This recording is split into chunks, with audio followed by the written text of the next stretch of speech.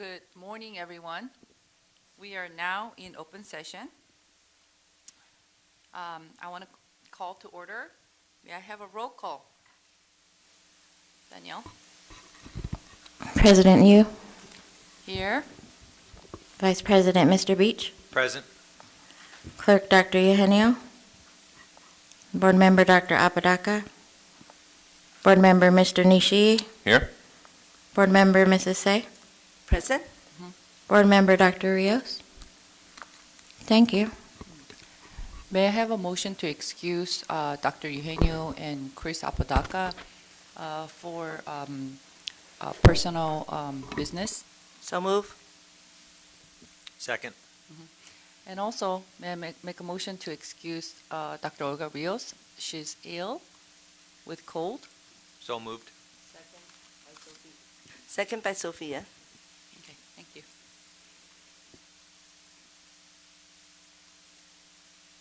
Call for vote. Okay, call. All those who in favor? Aye. Okay, aye. Oh. Thank you. Now, I'd like to ask Brad, can you lead us in the pledge? Please rise. Join us in the Pledge of Allegiance. Ready to begin. I pledge allegiance to the flag of the United States of America and to the republic for which it stands, one nation, under God, indivisible, with liberty and justice for all. Thank you. Okay, we will now begin our special study session on governance. And here we have Mr. Robert Kane. So good to see you. We haven't seen each other for several years. Several years. Thank you very much. Well, it's my pleasure to be here. No, we have not, as you know, probably know, we haven't done in-person training for a couple of years. That's it. And I found out the hard way this morning. I was lift over to the building here, and I put in the order and everything, and it said, well, your credit card's expired. So I knew it'd been a couple of years since I'd used that. So it's great to see everybody in person, and I think we've all experienced quite a couple of years. Gee, why am I here? One of the reasons is that I think we have the most important task in the country, and that's making sure that public education can be the very, very best for each and every student. And our focus is on success for each and every student. The second reason I'm here is that Dr. Sue called and said, can you come to the workshop? So I'm delighted to be here and delighted to be asked. I thought we'd start with a quote from a book called Leading in a Culture of Change. Michael Fullen wrote this book probably 10, 12 years ago, but it has a lot to do with why we're here today and how we go about doing things. And he says what leaders need in order to lead in education, given all the turmoil and all of the issues around change, is three characteristics. First is hope. It's not a false idealism. It's a commitment to, we can work through this. We're going to really make this the best we can be. It's energy. And energy usually comes from something within. For most of us probably around the table, it's a belief in children, and belief in public education, and a belief in helping them have their own futures and be successful. The third characteristic is that we need enthusiasm. And we usually get enthusiasm from working with others, with other people. And that comes with that building relationships and then that engagement, and so it ends up to be a real positive influence on who we are. So we're starting off with a little pep talk from Michael Fullen around let's focus on hope and energy and enthusiasm, particularly as we're dealing with some of the issues that we've been facing, and we know there are more issues that we will be facing. So how can we be prepared to deal with all those? Hope sometimes gets left on the back burner, and so I'm just going to use a quote from Douglas Reeves in the book 100-Day Leaders. For those that are administrators are probably very familiar with that book. The quote in there is, "Hope is a better predictor of future personal and professional success than either intelligence or natural ability." And so a focus today, when we're looking at some of the research and some of the concepts that I'm going to be sharing and asking you to talk about, is really keeping that in mind. I mean, what do we need to do to really help a whole system be hopeful and that to be passed on throughout the system? I thought a great way to begin today would be to reflect on for each of you to reflect on a teacher that you remember. Maybe the one who had maybe the most positive impact on you over the course of your K-12 education. And just to share a little bit about who that person was and why you think that person had the impact on you. And I'll model that by saying that the teacher that probably had the most impact on me was a history teacher and a basketball coach. Yes? Okay. Okay. Is that better? Okay.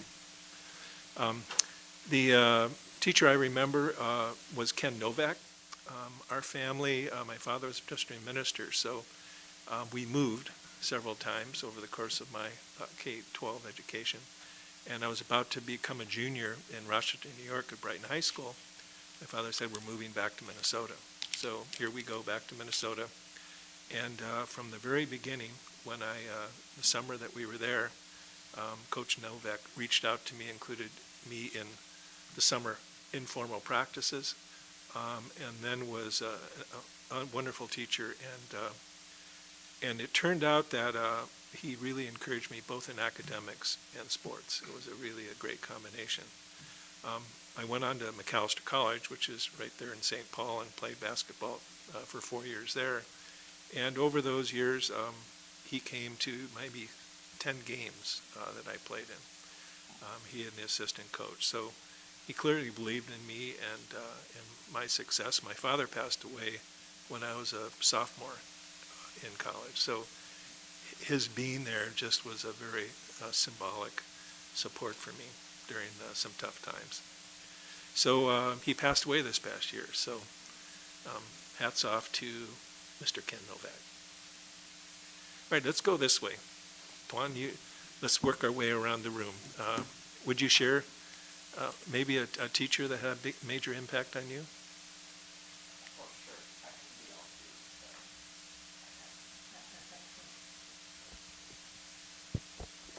Thank you. This is refreshing because in looking back, I know that he just did it on his own. There's no extra pay or hourly pay for him willing to stay behind and help me in particular. This is my high school year, freshman. This is English teacher, and to this day, I don't believe I know his first name. I just call him Mr. Shore. So he was willing to stay behind after school. He would each day give me a topic, and he'd just make me write on this topic, very simple. Just as simple as, just talk about your dog, talk about your, anything. And he would critique it and help me improve, and he would give me novel to read outside of the classroom and just say, you have to read this, and so you can, improve on your English, I guess. So I always remembered that, and we kept in touch until I think he has passed away, but yeah. This was Mr. Shore, and I still have some books that he gave me with some really nice notes on it. And looking back, so this is in Anaheim, Savannah High School. Yeah, that's where I went. Yeah, so yeah, Mr. Shore. Yeah, thank you.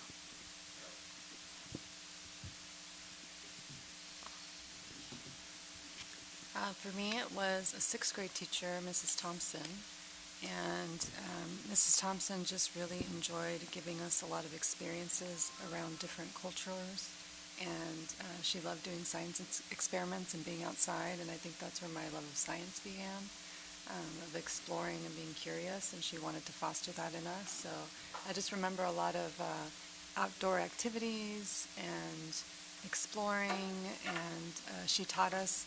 This was kind of funny, but back then she would have every grading period, she would have a formal dinner for us in class and bring food in, and she would teach us about proper etiquette at the table and how to sit and how to eat and, you know, those kind of things. And we would set up like a beautiful table, and that's where I learned how to do centerpieces. So Mrs. Thompson is my memory of that, because she didn't just try to teach us about things that were in books. She taught us about the world and how to navigate our world. So that was in St. Linus in Norwalk, here just down the street, actually. So I went to Catholic school for most of my education. Yeah. Well, I better start by saying that my favorite teacher is my mom, Janet Beach, who taught for 28 years at Cerritos High School. But I didn't have her, although I did go to Cerritos for a week. Not many people know that, but she wanted me to go there, and all my friends went to GAR. So I didn't know a single person at Cerritos, and I said, Mom, I can't do this. All my friends are at GAR. So she moved me, and then I went to GAR. But the teacher I think of the most is Mario Baca, who was a teacher at GAR High School in Cerritos. He taught English and also did the theater program there. And he was really good at relating to the students, very personable, somebody that you could come talk to about problems or anything, and kind of got us to break out of our shell. So I had never done any musical program before, and he got me into Peter Pan, and there's a picture of me somewhere escalating wearing green tights that I try to forget about. But you know what? It was fun. I rode on the homecoming float in my green tights, and it was a good experience for me, doing something I wasn't comfortable with, and I think about him most when I think about a past teacher. I got to see that picture. Bring it next time.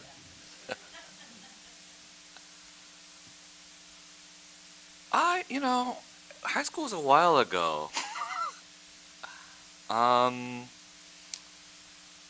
Maybe Mr. Bunch, I think, in Santa Ana. I was at Saddleback High School. He was a Marine sergeant, I guess, and he kind of had our class like a Marine sergeant class would. He called himself a dumb old guy from Mississippi or something. I don't know. It was a long time ago. He said, "Our eyes are not open yet." That's what I remember. We had a very diverse group. We had somebody from Honduras. We had somebody from all over the place. We had all over the place people. A lot of people from Vietnam, actually. And he says, "You guys don't know anything yet. Go figure it out. Go to visit places." And because he was in Mississippi, and he says, the military changed his life, made his opened his horizons, and he could have been stuck in this. Not get stuck. Maybe that's a bad word to say, but yeah, he was kind of impressionable. That's about it.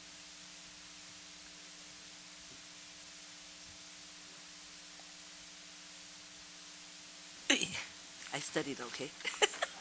I wrote my notes in here. Miss Hong was the second grade. To me, she's beautiful. You know, when you little kids, you saw the teachers dress nicely and put a makeup and come to school early.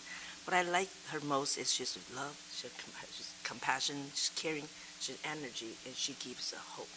Because I came from poor family, so I wear those hand-me-down clothes, either too big or too small, or some holes in somewhere, and go to school, not comb my hair, because just mom just rushed the 4 kids go to school. But she came early, she came to school early, she caught me, and she put me on the side, she combed my hair, and straightened my clothes, and then tuck it in, and the next couple of days, after school started, a few days later, and she brings them close to me, and quietly asked me to take home. And that really, really touched me. I will never forget her. All memories is beautiful. When I went back to school one time, we saw her, she was like 70, 80, something like that. And they said, "You say she's pretty?" I said, "Yeah, she was beautiful. She's like angel to me." Yeah, she changed me. Miss Hong, H-U-N-G. Yeah. She changed me, really changed me to respect all people and always put other people first. Yeah. So that's why I was nurse first, and I become a teacher. Even though I was manager, I still went back to teaching. I want to share what she taught me before, caring and compassion. Mm-hmm. And Sue always say, you have so much energy. Yeah, even though I'm this age, I still have lots of energy. Because I feel this God give it to me, I gotta use as much as I can. Thank you. Okay, the teacher that I remember his name is Mr. Elliott. I don't even know his first name. But I think I was in third grade. I first immigrated to this country, and I remember during the Christmas season, he would teach the children after school Christmas carols. And the one song, and at the time I didn't even go to church. And the one song that just stuck in my mind is "Go Tell It on the Mountain, over the hills and everywhere." So that was very memorable. Yeah, I mean, he was not even my class teacher. It was just after school program, and I don't know how I got to attend it, but he played piano, and he was old at that time too, bald hair and very sweet, and he taught the kids, and it was school was filled with it was all immigrant students, immigrant kids, but he really, very gentle. Yeah, and I just remember his love and gentleness. Yeah. Mr. Elliott. He was at Clifford Elementary School. Well, so I think for me, probably most memorable is more of an experience I had in school. I grew up out in a very small town, Pear Blossom, out in the Antelope Valley, almost to Wrightwood. And so I went to Keppel Union School District. And I look back on it now and I realize very clearly that we were a Title I school. I didn't know that. I didn't realize the pieces of our experience. But the school was K-3. And I remember very clearly Mrs. Almeida, kindergarten, Mrs. Dutton, first grade, Miss Bohannon, second grade, Miss Hensley, third grade. And just clearly the things they were doing for this group of kids, because we were always the same kids in my class. They were determined we would read by third grade, to the place where kindergarten ended and those of us who could already sight read, we stayed, had lunch, and Mrs. Dutton did first grade reading with us. That's the kind of commitment to basically underserved kids that I didn't realize was happening for me. And I think what's most interesting is of that group of kids, 2 of us are assistant superintendents working in school districts focused on how do we get the right things in place for kids. So, yeah, I'm amazed sometimes when I think about that experience. But I know exactly who was there and as I look back what they were doing.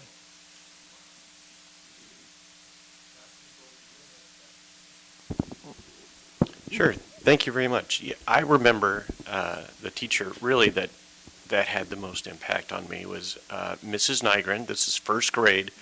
And yeah, I can remember that far back. And she really took a shy kid that was somebody that would hang up against the wall, not get involved in anything, and brought me out of my shell. She taught me how to tie my shoes, which was great because all the other kids knew how, and I was having a hard time with it. And then, we moved, and life brought us back together. She was my tutor for math in middle school, and she really brought me through a tough time that I was having with math and keeping up. So she had an impact twice, really. Somebody I remember to this day.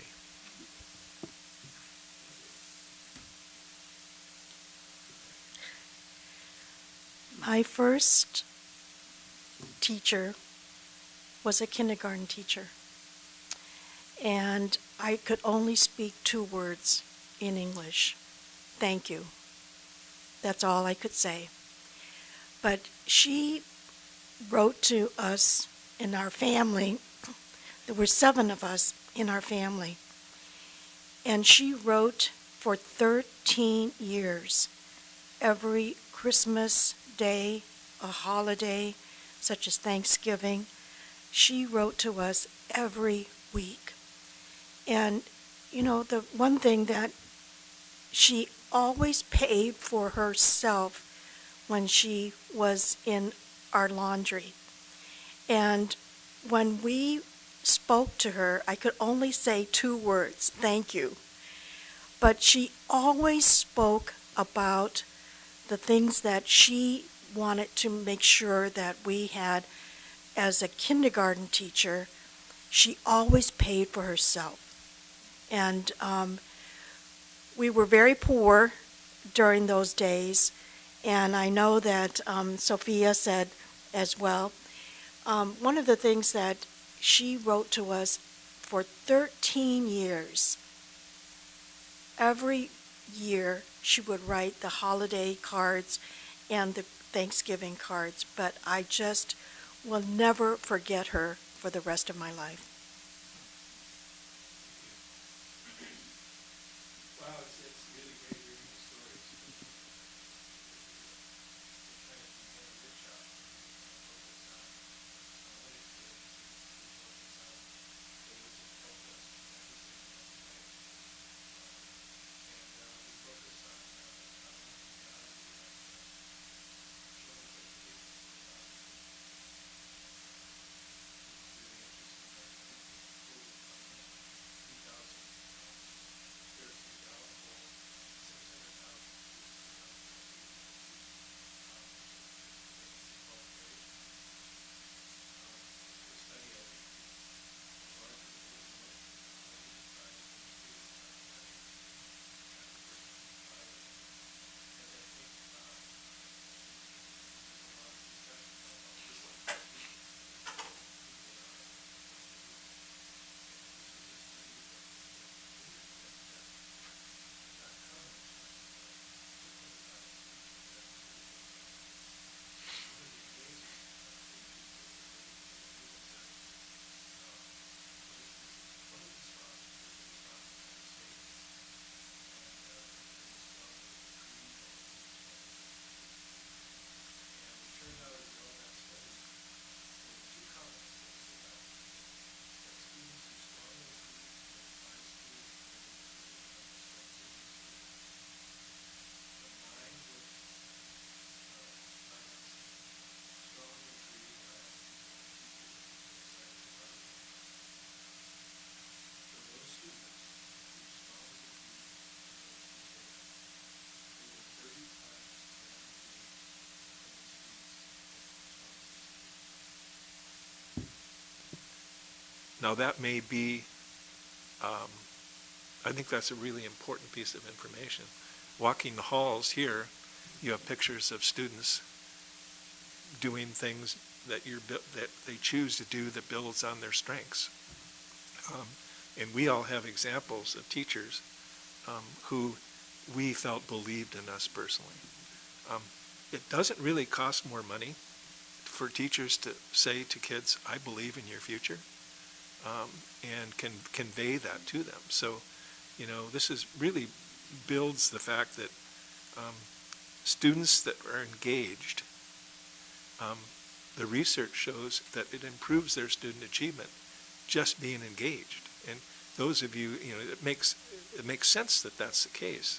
But when you really think about it, that's, you know, so much of our emphasis sometimes is on, well, let's cram more content into them. You know, they just, you know, if you'd been given a math workbook, Scott, and said, go do this on your own, as opposed to somebody sitting down with you and saying, I believe in you. This is really going to be, you're going to be successful, and I'm willing to spend the time and energy for you to do that. So I think, you know, I think we as a system, whether it's small or large, can convey that kind of the hope, the energy, enthusiasm I mentioned first, but also the importance of engagement. And I think when we're talking about how can we really help kids that had, quote, a learning loss, well, the loss was more than learning. lost was in engagement and what really is involved in that. So I think we'll keep coming back to this theme throughout, but I think it's really at kind of the heart of the matter in terms of and you're dealing with a large system, and from all I've heard over the years, doing it very well. So you should feel really good about, I think, where you are as a system, but we're always looking for ways to improve. So really today's workshop is about how can we get better at what we're currently doing. I didn't really introduce myself. I've met some of you before, but for those who I haven't met, actually spent 40 years in the Kentfield School District, which is just north of San Francisco. Started out as a crossing guard and was a student teacher and principal and business manager and assistant superintendent, and then became superintendent and was superintendent for 29 years. I always told parents that going from crossing guard to superintendent is a lateral move. And if you really believe that everyone in the system has an equal value, then that statement's very true. It's been my pleasure to attend. I calculate, it must have been a slow meeting when I figured this out, but one of my last school board meetings I realized was probably number 1,000 that I attended. So I attended over 1,000 school board meetings. I don't know if that's a badge of honor or something else, but I appreciated, each and every one of them. It's been my pleasure to be a part of this California School Boards Association faculty for the last 22 years. So I'm involved in not only the orientation for new trustees, but Masters in Governance program and doing governance consulting workshops like today around the state. So it's great to be back here. I think we'll just do a quick overview. Governance Consulting Services is part of the training program with CSBA. The goal is to have consultants go out and work with a leadership team. Mary has always involved senior staff in this as a way of really building a leadership team that is not just the board and staff, but really a group that works together. And so our approach is that we could do workshops on topics. I could lecture for 4 hours on some topic, but the process needs to work when we're doing things that you learn to work better as a group and as a team. And we use the word unified, not uniform. Our goal is not that you operate in a uniform way and everybody says the same thing. Our goal is you operate it in a unified fashion. And you can have differences of opinion, you can have different political perspectives, you can have different experiences, life experiences, but the goal is to work together as a unified team. So that's our goal today, is to, based on I met with Mary and Sue, about 2 months ago, and we talked about some issues to talk about, and I had an opportunity to talk to Sue again and Brad as board officers to get some more feedback. So today's agenda is kind of based on those conversations. We're going to talk about a couple of very important documents, the effective governance system and the Venn diagram. Talk a little bit about positive governance culture and what's involved with that. But then at least for a third to half of the time, just focus on some questions in terms of how can we as a group become more effective as it relates to communications, social media, processing complaints, addressing current mental health issues and learning loss, and preparing for future situations, thinking ahead in terms of if the state says X, and how is that something we have to follow in the future, or so. And then we'll just close with talking about planning a little bit for the coming year, and then Q&A if we have time. When you're talking about questions before, I remember, I think it was Doonesbury, or it was just a little strip where this apparently political leader came in front of the microphone and said something, well, now we'll have time for a questions and answer session. And so somebody raised their hand and he said, "What is truth?" And so the individual says, "That concludes the question and answer session." So we'll see what questions you have at the end. And we do have an evaluation form that is part of your packet. And it's just 2 pages, but I need to take those with me when I leave. So that will just provide time at the end to do that. So that's the plan. Any questions on the plan and where we're headed? Great. All righty. Just in terms of opening comments, communications.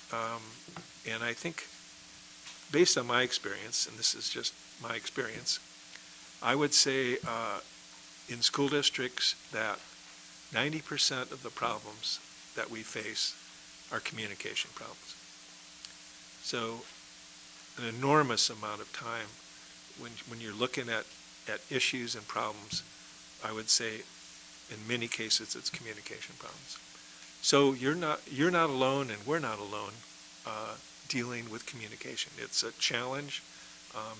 It's hard sometimes for 2 people to communicate well with each other, much less 7 on a board and with a group of 8.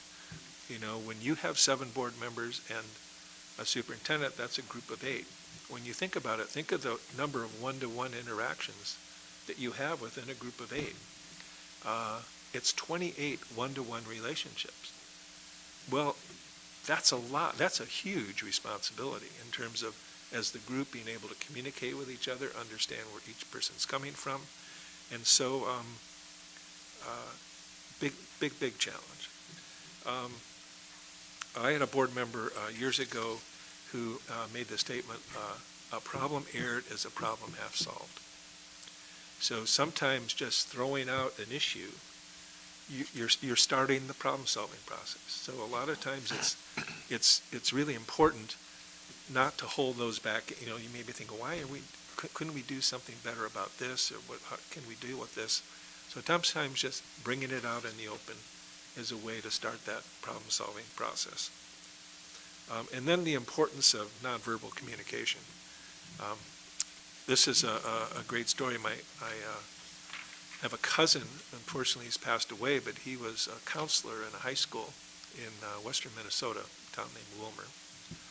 And all of my father's side of the family is from that area. And huge turkey production plants and farms. They were not able to get local people to pluck turkeys for some reason. Not exactly the best job in the world, but somebody has to do it. The turkeys aren't that good with the feathers still on them. So they imported people willing to work at the factory from Somalia. And these families came into the schools, totally supportive of, so valuing the fact their kids are getting an education, so valuing the fact that they were there and could participate in this country and be productive. And but what they did is because Walmart and some of the big boxes had pretty much eliminated downtown Wilmer, they rejuvenated the downtown, and they had their own stores for certain types of food, and they had their clothing that was, and so they just, and of course then a lot of people that have been around Wilmer a long time were going, well, they're taking over our town. Well, they're rejuvenating the town. But one of the things he found is that that nonverbal communication is very different from culture to culture. And it turns out, and something that I've always done with coaching kids and teaching is, if they do something great, you give them the old thumbs up. Well, after about a month of school, Rick found out that, in talking to people, that actually this symbol in Somalia is the same thing as giving somebody the finger. So, and the teacher in the front of the class goes like this to Brad, way to go, or nothing to say, just go, and you're going, teacher just flipped me off. So what a different, so to be aware, just an example of not only understanding kids' academic kinds of needs, but really that there can be cultural needs that are very, very different, and ways to show appreciation or show whatever could be misinterpreted. So something to pay attention to. So communication, huge issue, and we just keep working on it. So that concludes opening comments. Any questions? That concludes the question and answer period.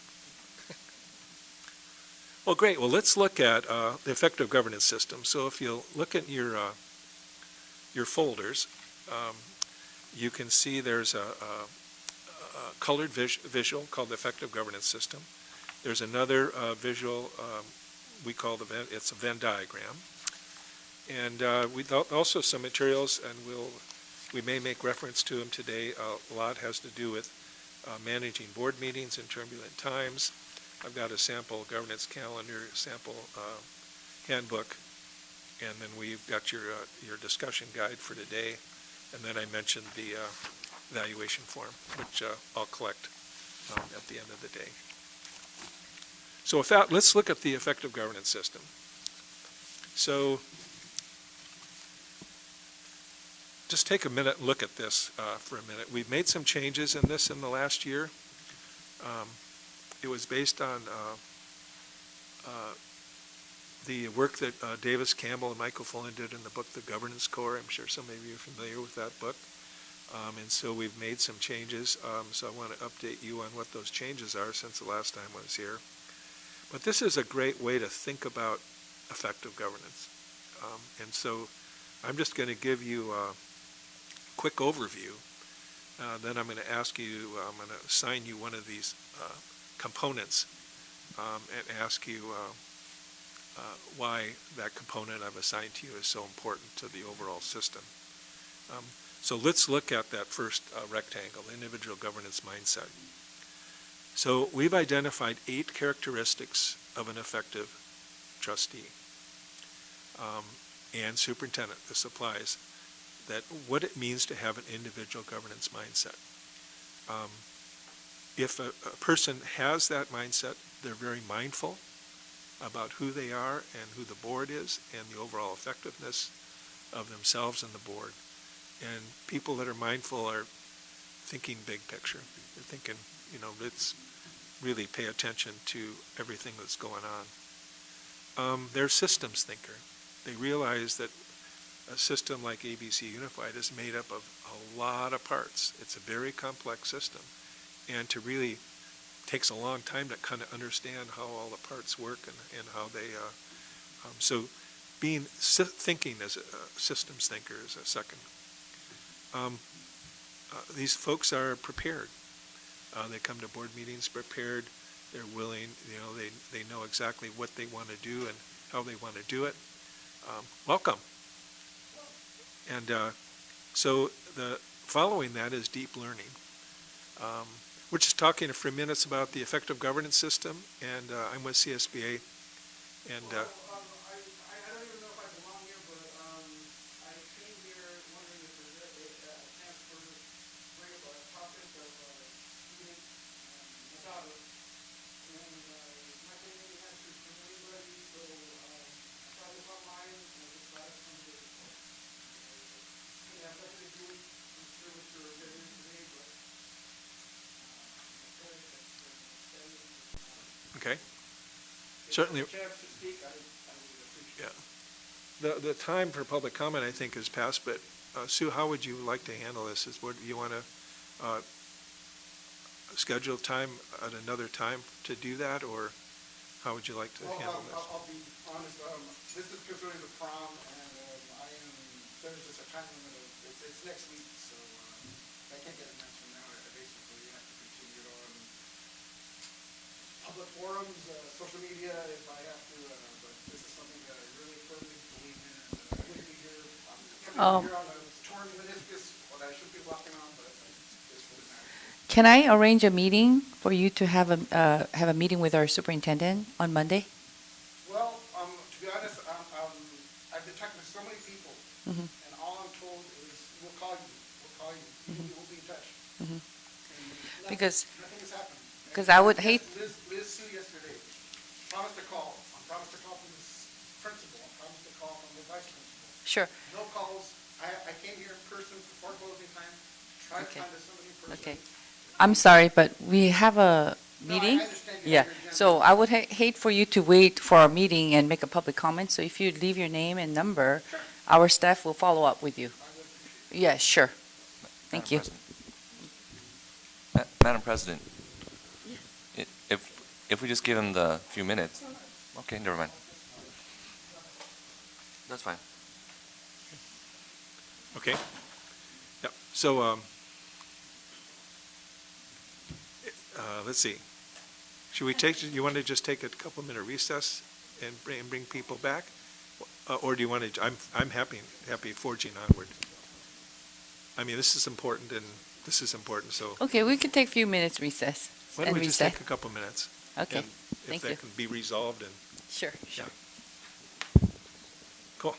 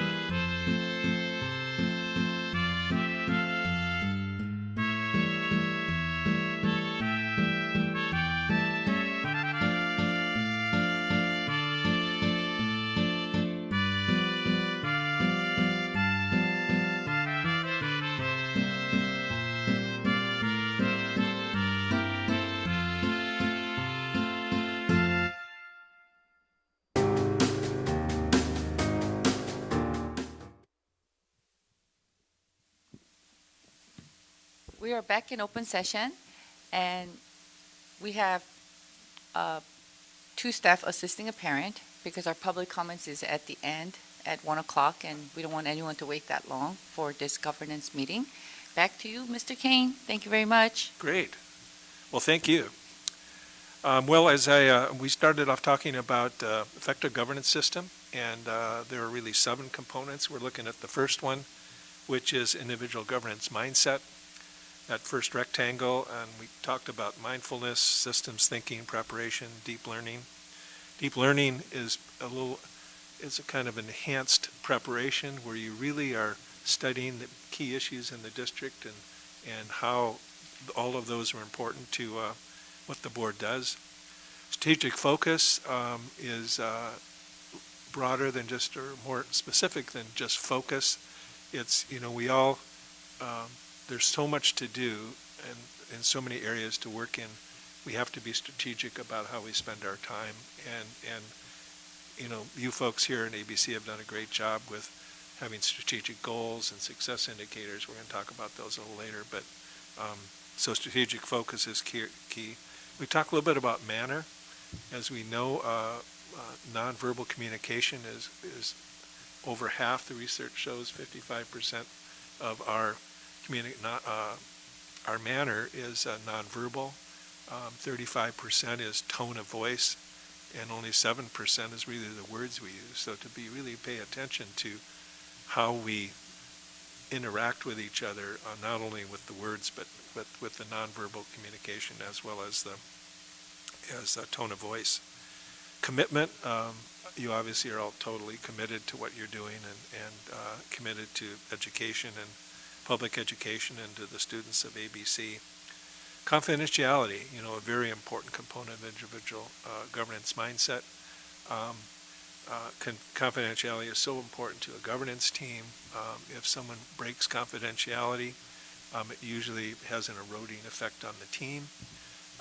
And it can have a financial impact on the district if certain information is not kept confidential. So confidentiality, very important ingredient of the individual governance mindset.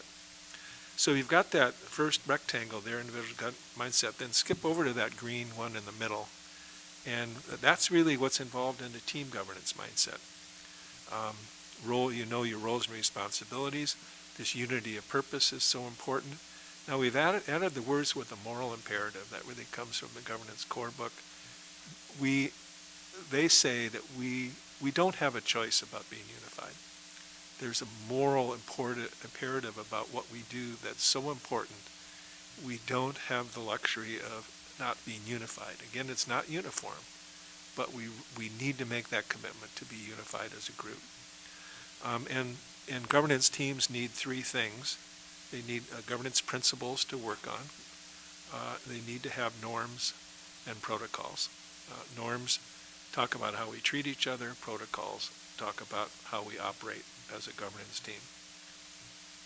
So I skipped over that transition to collaborative partnerships because in order to go from the individual to the team, we go through a transition, and we call it transition to collaborative partnerships.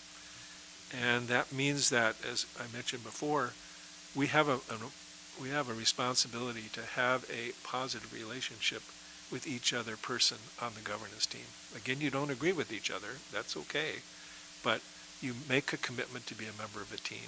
And we use a little slogan, it's going from I to we without losing me.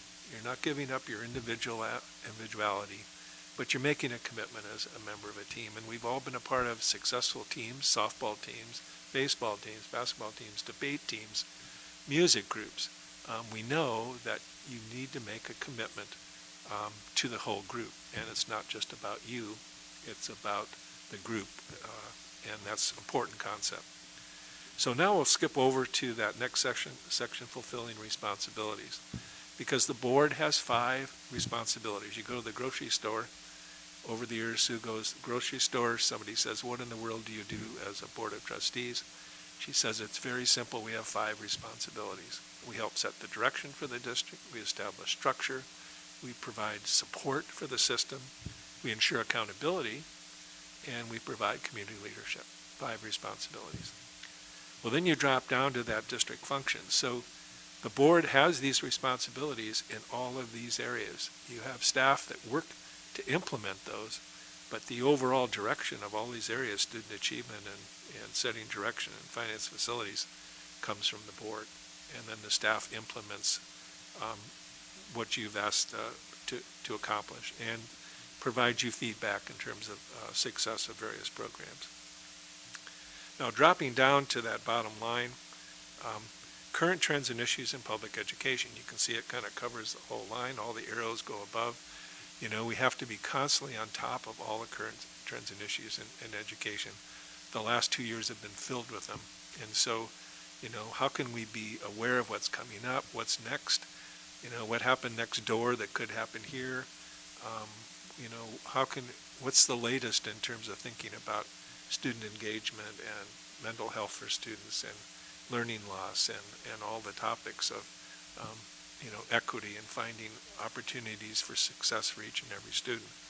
So current trends and issues in education, very important component. Obviously, it influences everything we do. Last but not least, success for each and every student. You can see all the arrows focused towards that direction. We can do all this stuff around here, and if our focus isn't success for each and every student, we're missing the mark. This used to say success for all students. And we got some feedback from people, board members, saying, I think that's too general. And in a way, so we went to success for each and every student. The message there is that there's something when you say, oh yeah, we believe in success for all students. But I think when you make the commitment for each and every student, it's a little different because you're saying, we want to provide a program that will meet the needs of every child. And so whether it's issues around equity, around learning loss, around our system is set up to consider the needs of every child and provide success for each and every student. To have 10% of the kids being, quote, unsuccessful is not satisfactory. So that's the effective governance system. It's been developed over about the last 23, 24 years. Davis Campbell, who was executive director at the time, was kind of the founding father, one of the founding fathers of the system. And then in the last 10 years, we've used this visual as a way to kind of show the components. Instead of having a page of writing, we wanted to have something that showed more the value of the 7 of them. So we have, that's perfect. We have 7 of us in the room, and so I'm going to assign you one of these components. So Tuan, if you'll do that individual governance mindset. Brad, transition to collaborative. Yes? Yes, please. Okay. Please. Do you have a question? After you or Okay. before you? I have a question on this one. Ensure fulfilling responsibilities. And I really like the green box of creating that positive governance culture. I think that's very important. For the fulfilling responsibilities, ensure accountability and how we represent the constituents, the parents, and all in all, the whole pandemic and the post-pandemic, parents are more engaged, one reason or the other. Right. So the board members, we have to respond. And we need to, that is one of our challenge. Yes. And we want to respond and engage. And in terms of accountability, I think that is something where we want to be more equipped. How much can we be involved, and how can we deliver what we engage with the public to the staff and make some improvements? Yeah, things like that. That's I don't know about other board members, but it is, challenging because I don't want to step over the roles or step over the foot, but we still want to address the needs of the public and bring it to the district. Very good. We will talk about that with the next topic as well. Okay. But just to give an example of those fulfilling responsibilities, so let's take the area of finance, for example. Mhm. You know, having overall budget objectives for the coming year would be an example of how you set the direction. And your strategic goals help set the direction. So that's partially your responsibility is to make sure you have strategic goals in place. Established in the structure would be like approving the budget, or approving the auditor. Create a supportive environment is asking, Tuan, do you have the staff you need to do a really good job with your department? Sharing accountability would be reviewing the interim reports, the audit report, and providing clear community leadership, which is what I think you're really talking about, is how can you be in the community representing the district, but hearing comments about, in this case, we're talking about budget, but how can you be a conduit for additional communication? So I think the next topic will address that more specifically. Okay. But that's a really good question. Thank you. All right. Other questions before we jump in? So what I'm going to, Tuan, you'll do the first one, Brad, the second one, Ernie? Okay. Hi, Mr. King. Well, my question is, actually, I'm sorry I didn't raise my hand promptly fast. Same thing about demonstrate community leadership. You know, we're buying the school policy and procedure process, the time frames in there, versus we also live in the local area. And you're talking about how you demonstrate your leadership in your district, in your own hometown here, but you have policy there being not, you know, because I come from the emergency area, work in the emergency area. When the actions start, we need to take action right away and take care of the problem and solve the problem. But versus a little different in on this matter as a leader, as an elected official, we just can't respond so fast. And then your local community members start angry with you and start come here to say a lot of things to us, and yet they knew policy and they know policy. They just say, well, don't tell me your policy, don't tell me your procedure, but what about this life and death threat? And you said, you know, you say have to wait for 72 hours, you have to wait for a month to get the results back to you. How do you handle that situation? As a board, just still listen to them? Yes, you know, and I hate to put you off, but we are going to talk about that in the next part. But you have a responsibility to listen, and I've got some suggestions in terms of how to do that. Okay. Brad? Mr. Kane, just a quick comment. I was looking at the team governance mindset, and we talked in the beginning of today about how communication is critically important. I don't see that word on here anywhere, and I was thinking in the green block, the association might want to consider putting effective communication for the team, since it's so important. Just a thought. Yeah, great. Alrighty, so Tuan, you know your job, you're a component. Carol, you've got the second one, transition to collaborative partnership, since you're back. Brad, you'll do the green one. Got mindset. Ernie, you've got the purple one, fulfilling responsibilities. Sophia, you've got district functions. And let's see, Sue, you've got current trends and issues. And Gina, you have success for each and every student. And Mary and Scott, you've got a different question. Why is it important to have an effective governance system, the big picture? Why is that important to have for all of us? So just take a minute. You're just going to make a case for why the component I've assigned you is really so important to the whole system. Or maybe the most important. You can make a case why of all of them, it maybe is the most important. So just take a minute and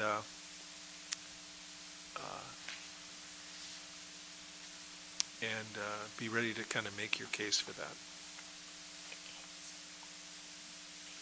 Carol, you missed, you want me to fill you in a little bit?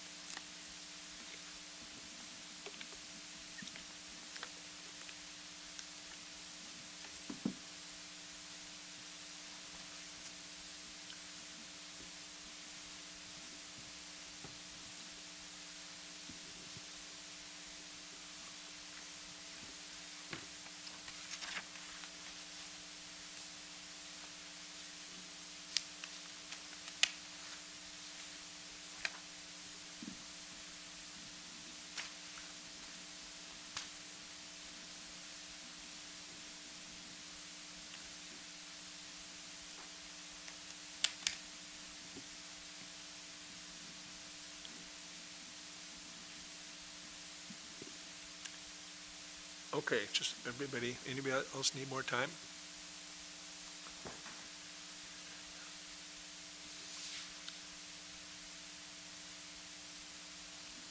Are you ready, Tuan? Tuan is always the first. Say, oh, the right hand first. I'm gonna be as ready as I can. So I get the first box, which is the individual governance mindset. This is reflective of board members, obviously, right? They are on the school board, so it brings an interesting perspective of why do they want to be on the school board, right? For some reason, a belief, a commitment. So this help enhance that and what make an effective governance system. But what I have learned in my 21 years here and dealing with many new board member is that they would come in with what they think they can do, and then once they learn about the system and how things work, it's just a lot of I don't want to say aha, but learning experience for new board members, and it's our job to work with them so that they could be part of an effective system, and is key. And I think this workshop is one of those things. So, but you know, in coming in, obviously they have a commitment. They want to do a good job, right? They want to make a difference, and I've seen that, and with a lot of passion and energy. So that's all good. But what we get involved in is with system thinking, right? Like you mentioned before, we are different, but we want to be unified, and we want to make the board look good, and the district, working together and be responsive to parents. So these components, I believe, is important, and it set the tone for how the board conduct and work together with staff to carry out the work that we do. And we say things like it's interesting times, it's challenging time. It couldn't be further from the truth now than ever. It seems it's always something different every day, and you have to be prepared, and you have to have a foundation and a commitment, and it's on here to move the district forward for, at the end, the success for each and every student. Great. So I think it's important, and it's key. Thanks, Tuan. Good job with that, and I like your tone, kind of setting the tone. All right, Carol, you missed the intro, but what do you think this means? Transition to collaborative partnerships, and why is this important, you think, to the whole system? Well, when I was thinking about this transition from the individual to the team approach, I think of it as, if you will, the analogy of adding a door and a window to a home. It allows you to see things in a different way, to get a new perspective. It opens up your understanding of the world in a different way. And so that's what I think happens for many of us as we transition from an area of expertise or a trustee area and then becoming part of a team, is that we are now open to new ideas and perspectives that maybe we didn't see before. So for example, for me, especially, like, my focus is academic services, but although we're all working towards the achievement of our students, but if I don't understand the key aspects of business and of human resources and how that supports academic services, and I'm not open and understanding those perspectives, it doesn't matter what initiatives I put out, it's not going to be successful. So I have to be willing to understand and partner and allow others to bring their expertise to the table to really have, like I said, a door and a window into new opportunities, new resources, new ways of looking at the perspective of the world, so that I can get a better understanding and in the end achieve what it is I want to do for our students in ABC, right? So I get what I need in academic services, but then we all get the success of our students at the end. Great. So you're going through a transition to do that from the individual to the team. Great. Super. Thanks, Carol. Brad? I would make the argument that the team governance mindset is the most important box on this diagram. I've only been on 1.5 years in this position, but I've learned a lot in that time period, and what I've really learned is that this team is the board, the superintendent, staff, and the community all working together for a common goal of helping the students And I really like the words unity of purpose in here, and also the supporting structures, processes, and protocols, because like Tuan said, board members get in here and want to make a lot of changes, but there are protocols we have to follow. And I did add effective communication into my part of the box, because I think that's essential, and really together we can accomplish more. So once you learn how to talk to your fellow board members to try to get maybe what you want, listen to them and hear what they're saying, and then also working with staff to get things done. And we do really have a receptive staff here that responds to our emails and questions very promptly, so I do appreciate that. But this team concept and mindset, I think, is crucial to a district survival and success, and I think it's the most important box. Great. Good case, Brad. We'll see how that compares with the other cases to be made, but good job. Ernie, you've got the purple section there. Well, I believe that fulfilling responsibilities is the most important thing. Because if you're just part of a team and you don't do anything on the team, then that's going to be very ineffective.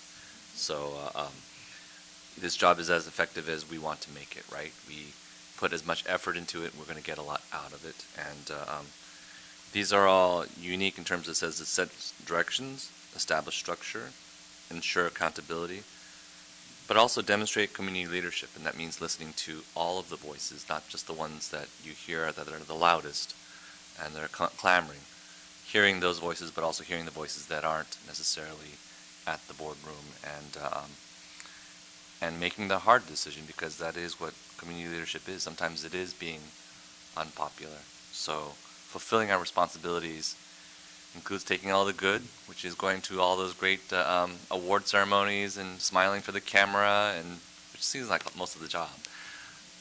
But the other part of it is taking the criticism when sometimes we have to make the unpopular decisions that are required. When there's budgets, you can't have unlimited things. There's just so much out there. There are so many things that you can do, and there will be some people that are always be somebody that's going to be unhappy with the decisions that we make. So it's trying to take the good with the bad, being the leader, and really understanding what the community, knowing that the faith of the community is not just in you being popular, but you making the right decisions based upon your character and ethics. So that's why I think fulfilling your responsibilities would be a very critical element of this particular pie chart, or chart. Thank you. Great. Thanks, Ernie. Sophia, district functions. This is hard after lawyer talking, okay? But I think district functions that cover everything from the top to the bottom, and cover all, including the board responsibility, the staff responsibility, and board facing the community. What is your role is carry out from there. And also, finally, also how about your labor work together? How are you going to work together? That's more important. You know, your engagement, the final success will be the students, and not just but also including each of students. What I'm going to fight back is setting the district directions, one direction which is made by our administration staff with our superintendent and our board colleague together. So your first mindset, you'll be in there right there. And our focus really is the student achievement. That's our final goal under a policy. And well, we have to have a balanced budget. No financial not get involved, the school won't be able there. And facility must be bringing a upbeat facility, which that's why we focus right now. And human resources must be played on the hiring part, must be fair and hire the right people for the right spot. So our board here also, I mean, most of us here, we are advocates to our students, and not just our students, to our community members. So collective bargaining is played a key role here. If we don't work with them well, you know, who suffered? The student achievement will be suffered.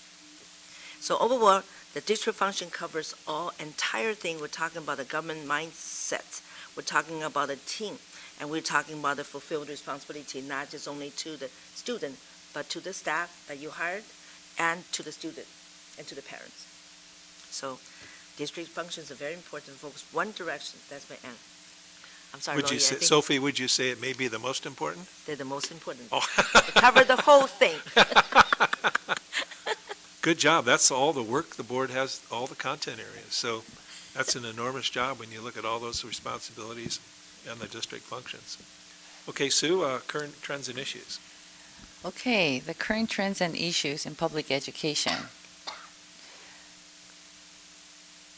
Of the 9 years that I've been on the board, we had most parent engagement and public comments. Most of our board meetings have gone past 11. Every board meetings. And I think the factors are because of the pandemic, the uncertainty, the fear, and then post-pandemic, we just had so many opinions and so many needs. So that was very challenging. And with the current trends and issues, the difficulty, the challenges are that the state standards and the guidelines and the policies, many parents do not agree. Yeah, so this is where the challenge is, especially with all the LGBT and the gender identity, all those issues. It's really, really concerning to many, many parents. I would have to say so many. And yet, the school, the administrators, the principals, and the teachers, their job is to follow the standards and the guidelines. So this is that's really challenging. This is what I see. And our district is very functioning. It functions very well without too many strings attached from the state, honestly. And I think that if we have a higher base grant, I think we would do better, rather than so many strings attached where you're gonna get fund if you do this, you're gonna get fund if you do that, because our district, each district has a different culture and different dynamics. Right. So those are some of the challenges, I think, that the trend issues in public education.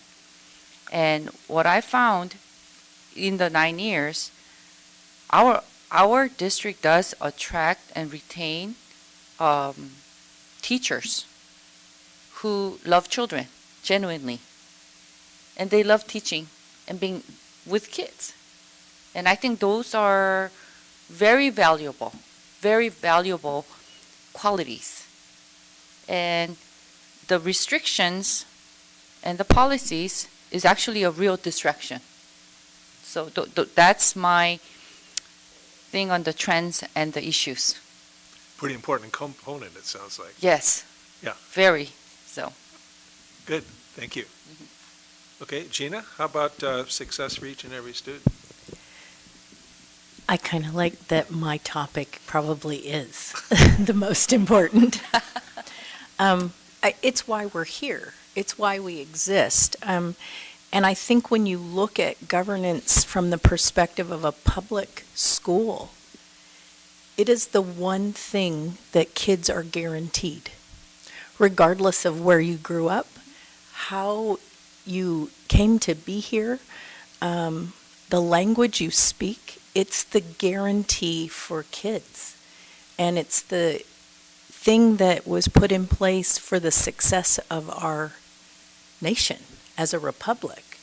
I think what gets challenging, and that goes into the trends and issues, it gets challenging when you're looking at wanting to do something either as an individual or as a team, listening to community and families is, if you have children, not one of them is alike.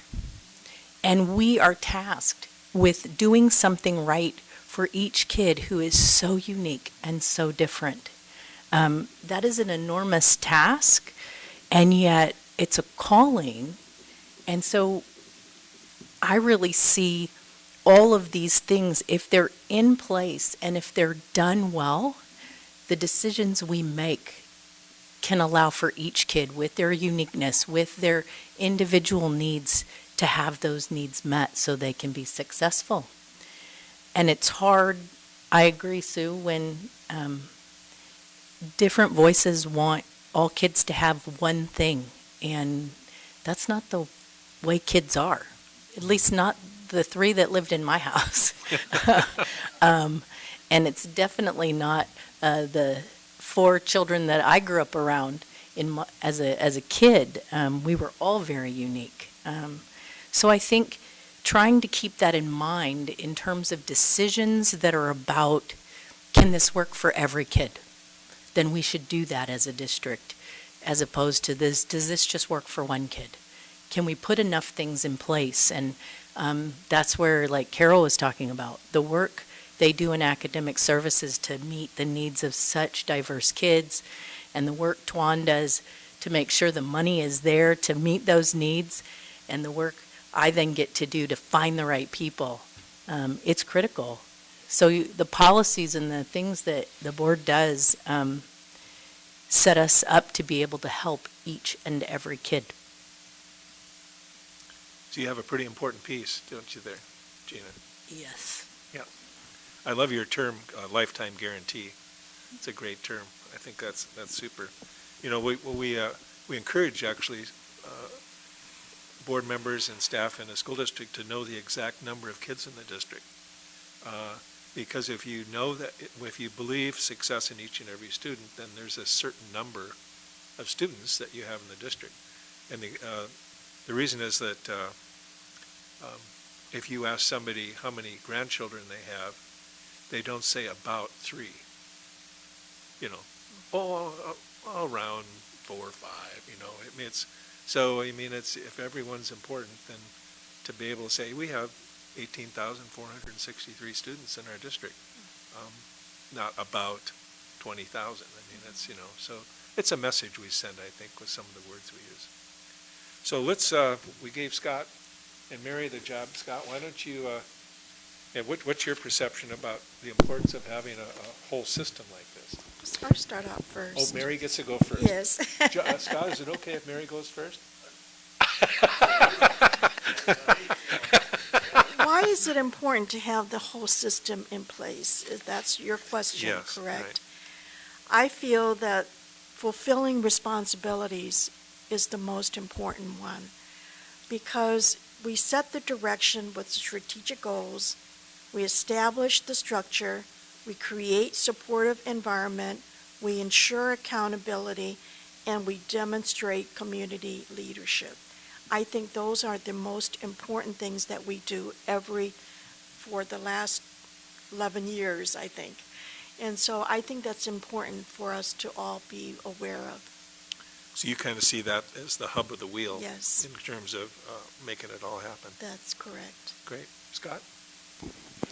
And I'm going to build on what Dr. Sue said, and you will realize that's a pun in just a moment. I live in a home with a raised foundation, and we have floor joists. And every floor joist is important. If one of the floor joists rots or falls apart, not only does the foundation fail, but other floor joists have more pressure upon them and may not function as well. So every part of this system is a floor joist, and that creates a very strong foundation. Thus the pun that I built upon Dr. Sue's. Thank you. Very good. Good foundation built from there. All righty. When you look at the whole effective governance system, is there an area that you think you can improve on when you're looking at this? Just your perspective looking at this for the whole school district or for the governance team. Is there an area that you think you could improve on when you look at, there's 7 components there?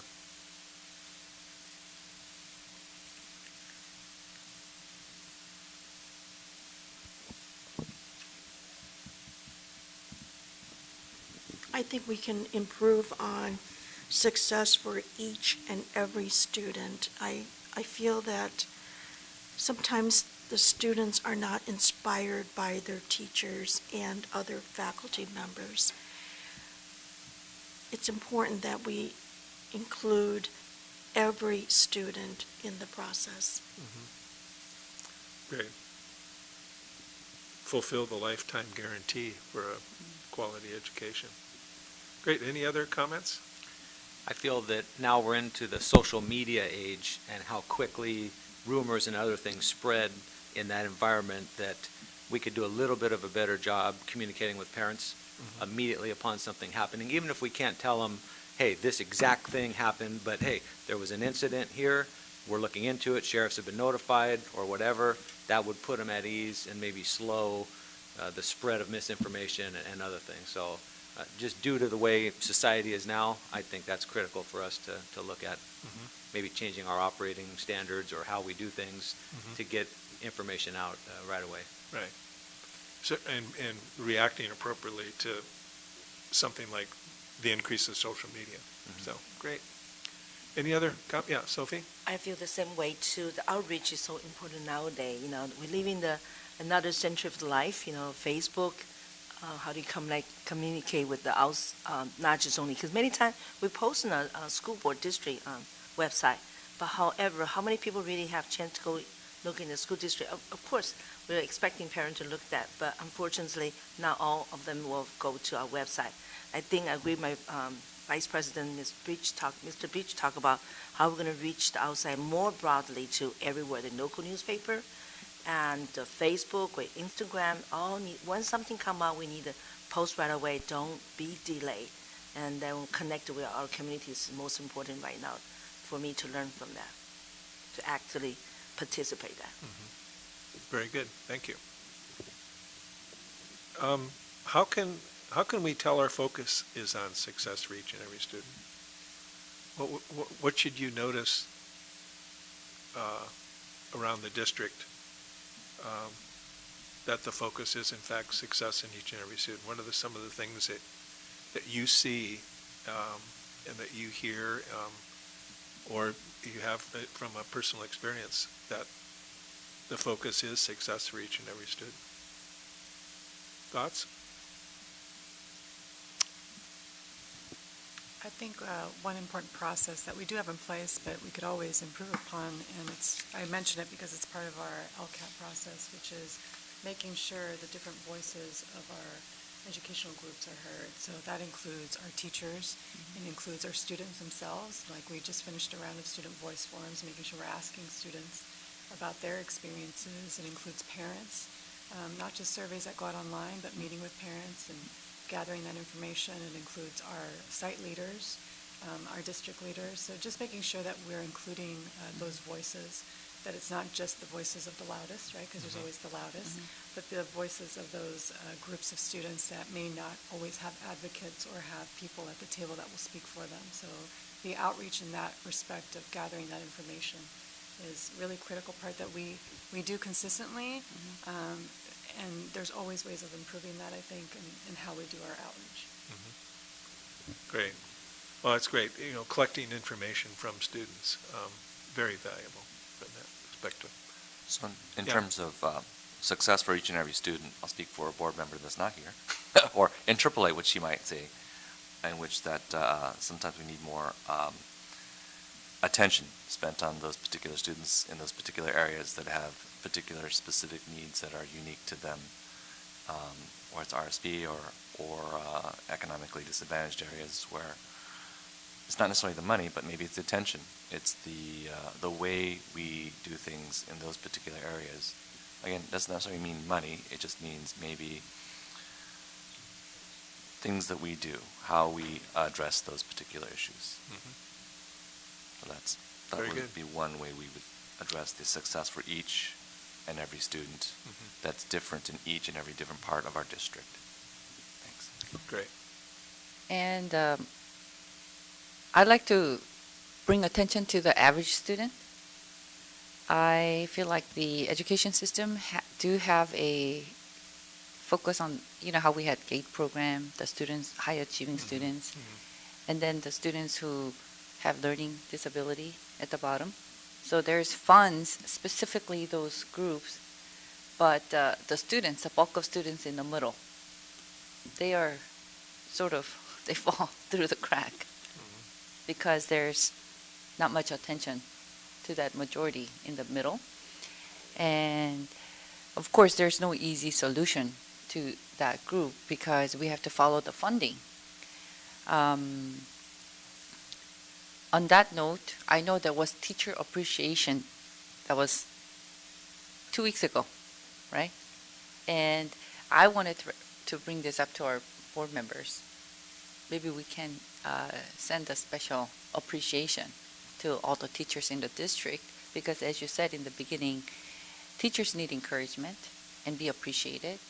And those teachers are the ones who make a difference in kids' life. If they can make a comment or show gesture for each student how valuable you are, I believe in you, or even push them. A little pressure, hey, get your work done. Yeah. We need that too, right? But on that note, I thought we can do something special for the teachers too. A small gift and a note as a board, okay, if you all agree. Okay. I'll put that down to talk about when And we we do had the that discussion. conversation. Yeah, You yeah. recommended, and I thought that was good. Yeah. Yeah, So I've got it right here. okay. Great. So, Any I'm other- gonna- I'm going yeah. to agree with the president in terms of the crack of the middle. Mhm. But I would even argue further that it's not just a crack, it's a chasm. Mhm. That there's not the attention for that large group of What can people we in do, the right? middle. Yeah. Right? Math, science, reading, those key elements that, nice to hit this, nice to hit that, but there's this huge group, and I don't think it's just a crack. They don't fall through the cracks of our system in certain districts. I think in our district, we try to address it, but it's challenging. So when we go to a CSBA next week, I'll be asking for the larger allocation towards that particular middle. Not that we get it, but I'll ask for it. But I think the emphasis is success for each and every student. I mean, so you move away from kind of talking about groups of kids to really making sure you're focused on each and every student. And Right. so, that's and it's teachers and it's staff and, the whole system. It's really a change in terms of words we use, which I think are really important.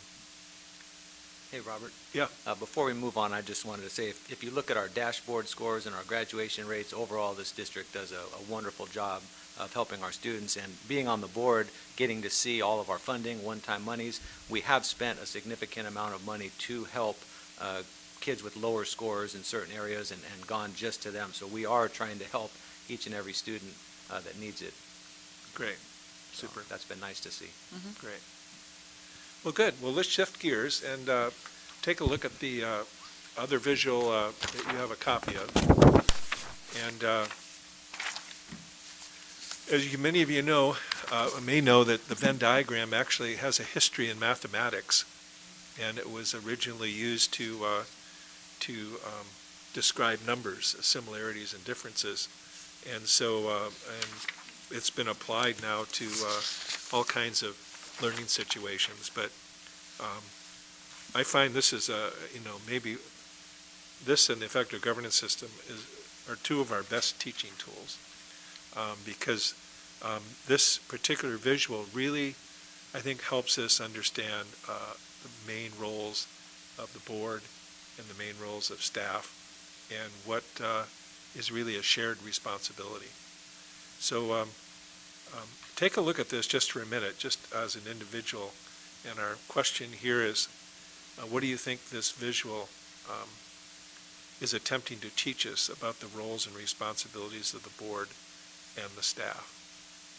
So what do you think this visual is attempting to teach us about the roles and responsibilities of the board and the staff? So just take a minute, make a note maybe of a comment, conclusion you would reach based on looking at this.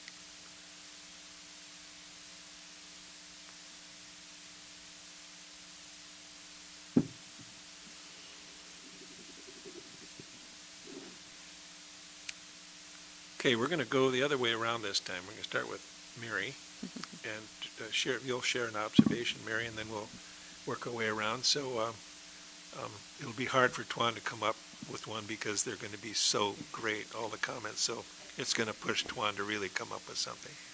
So, Mary, would you go first, please?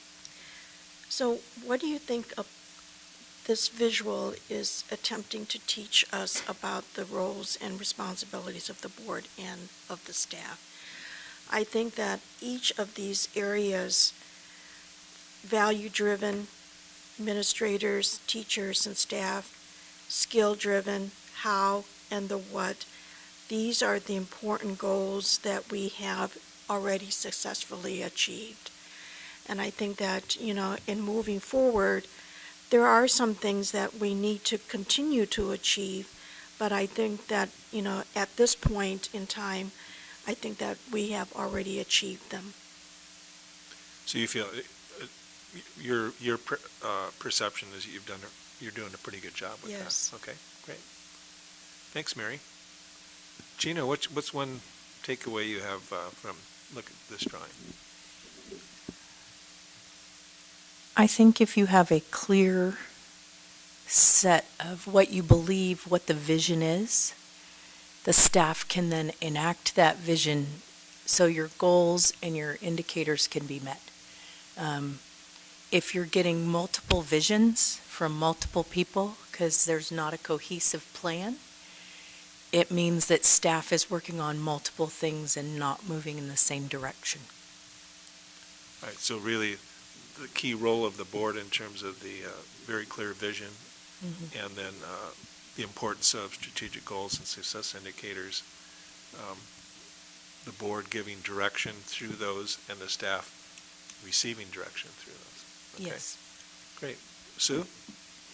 Yes, I mean, we have that chart, our mission, that circle, and that kind of covers everything that's on this page. Okay. Yeah, so we do have a really good chart, vision, priorities. So I think that our district has been pretty successful in consistently pursuing the vision, the value-driven education. However, I think that it would be very helpful if, as a board and district, if we can focus on few goals that year and work on it, hone in. I mean, for example, let's work on our lunch, look into it, and form a team to see if we can increase the budget and come up with some changes, reform, and provide a healthy food that where the kids don't throw away too much, because that's such a waste too. So something like look into it, then we'll hone in, because it's not like there's no simple solution. Right. And then second, like math program. We've done Common Core for the past 8-9 years. How is it? Evaluation, and get some response from the public, from the parents and the students, and look at the number and the data. And can we come up with a program that'll really help each student on different level and different needs? Like, we can't focus on too many things, as Dr. Zillo said, which was a very good point, but we could focus on one or two and spend more time and effort and resources on those topics. I think that would be, and as a board, we would be like, okay, we're solving something this year. Next year, we're going to solve this or work on it to improve. And I think that would be very helpful, and then we can give our staff the direction. This is what we want to work on this year. This is what we want to work on next year. Right. Something like that. So you're highlighting really the priorities Yes. area in the yellow section there Yeah, in terms yeah. of establishing. That's really a board's role. Very good. Sophie, what did you take away from looking at this?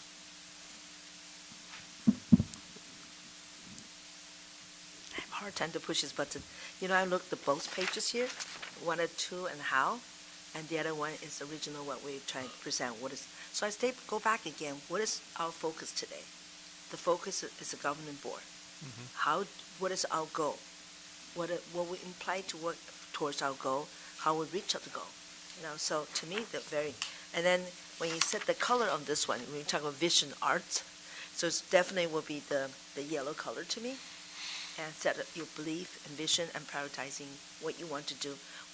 During the time we're running for election, we say, I want to do this, I want to do that, I want to do, there's a check mark there to do. So to me, we need to work together as a team, and my responsibility really is say what I really want to do for this 4-year term, what I want to improve myself, how do I work with the staff to make it better for every single child. That's, I don't know, I answer your question now because that's how I feel my roles and responsibility will be. Focus my belief, focus our vision, and set the strategy and work with the under policies. That's great. Yeah, so the board really has a value-driven responsibility in terms of policies and vision and beliefs, Yes. representing the community. Okay, Thank you. Ernie? So, yes, I will follow up with Dr. Zietlow and Suyu's comments regarding our vision needs to be clear, and it needs to be unified as much as we can. And the best way to do that is to stay out of national, international politics and things that we don't have authority over, but stick with the knitting is what we've always been heard in business, right? Stick with what we know, what we're mandated to do specifically. So I think that in terms of this value-driven, we go from here and go down, and if so long as we're consistent within our mission to have kids, then bottom here in terms of skill-driven strategies, tactics, and techniques will be implemented because we're not dealing with politics, we're just dealing with what we are charged to do.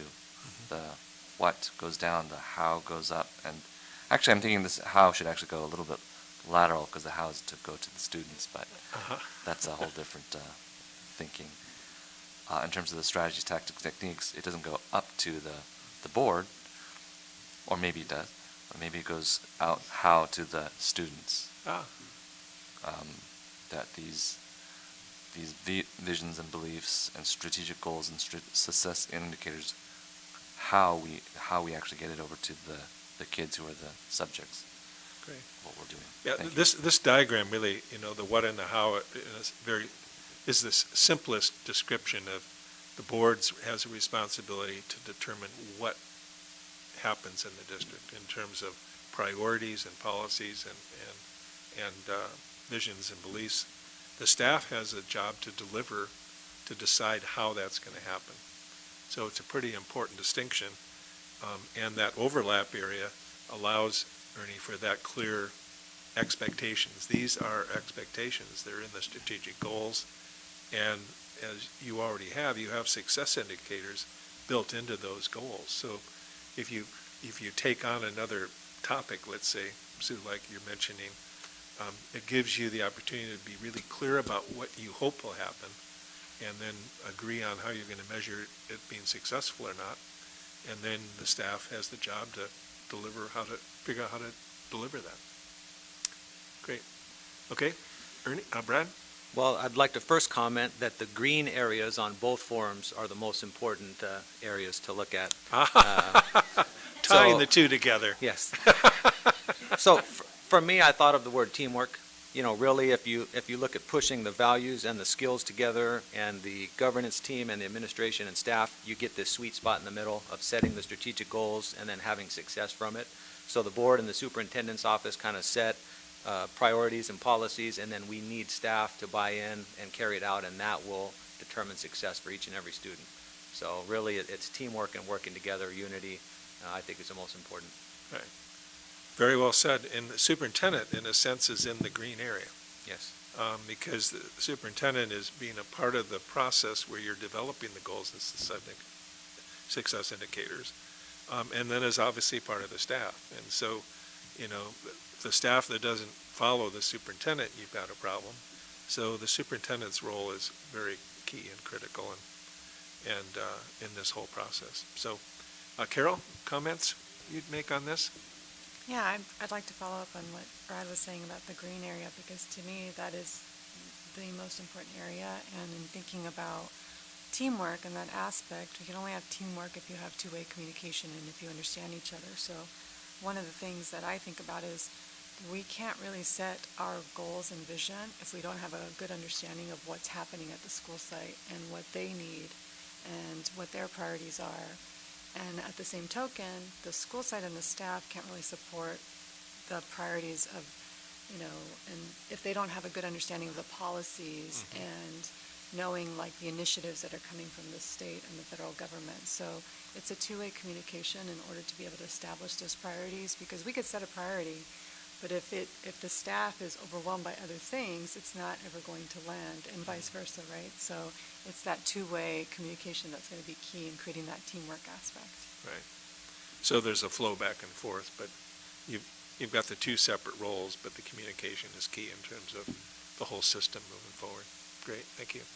Tuan?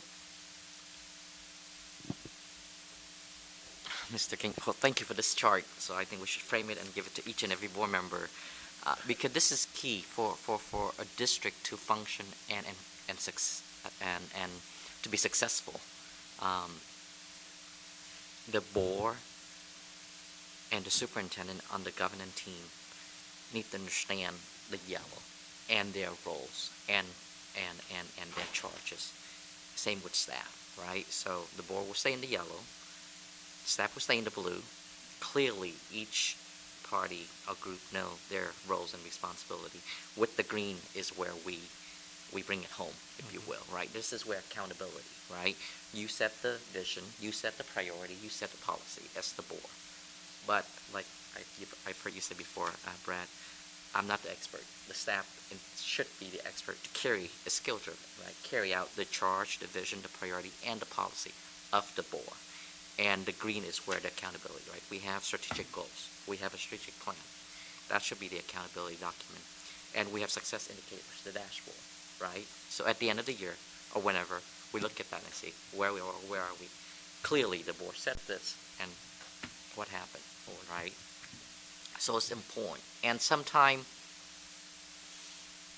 it can get blurry, right? Staff is not comfortable when, they see that the board trying to push it, and I'm not, I'm just speaking in general terms, so it's key, and that's why I said that we each understand the role of the perspective and carry out the wish of the board. And I appreciate you said, I didn't even think about this. You need staff to buy in. I said, I thought the board just set a policy and we'll just carry it out. But thank you for that. But it's critical. It couldn't be more important, this chart, and so thank you for that. And sometimes you need to be reminded for the system to work that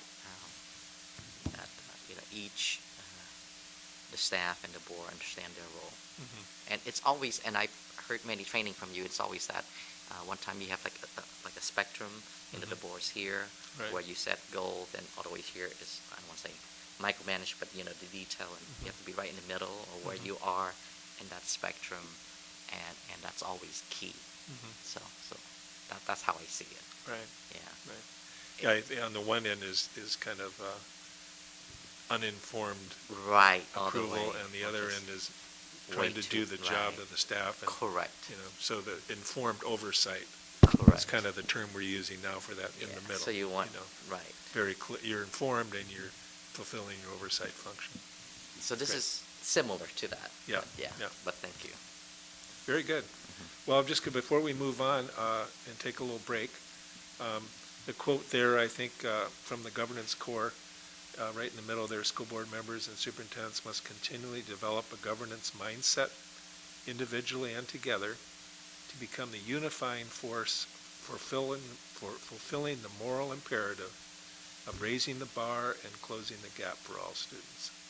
I think that kind of describes our charge, for the whole system, and school board members and the superintendents and staff have that kind of ongoing responsibility. So, well, should we just take like a 5-minute break just to get up, move around, and then we'll come back and we'll continue. Okay, we will take 5-minute bathroom break. Oh, Scott.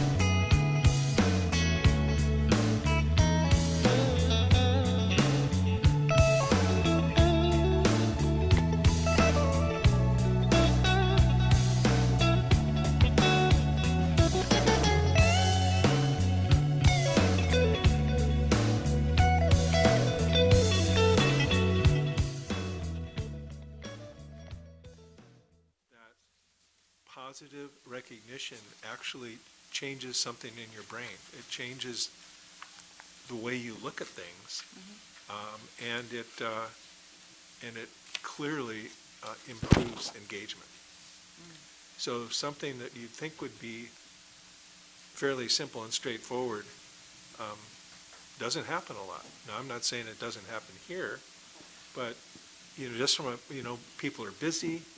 They've got a lot going on. They've got to get through the content. They've got to do this and that. But they did find that they really identified what kind of positive recognition made a difference. And that's the quote that I have here. For recognition to have such positive results, it must be individualized, it must be specific, and it must be deserved.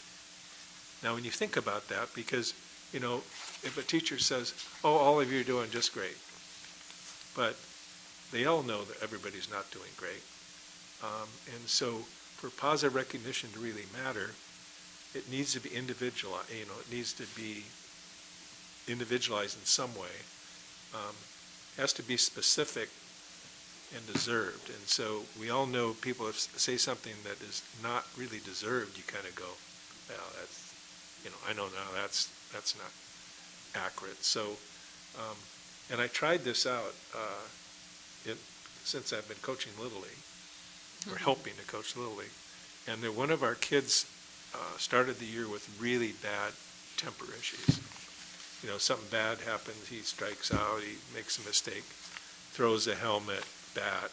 And so we've been working with him for a couple months, and he's shown growth.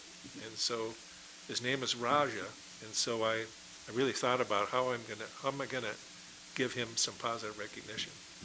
So at Raja, I said, I've seen great improvement in how you are dealing with disappointment. Way to go. But I made him look at me, because he's always kind of like this. Raja, look at me. You've made great improvement in your dealing with disappointment. And he kind of almost, his expression changed in his face. And so he actually heard what I said.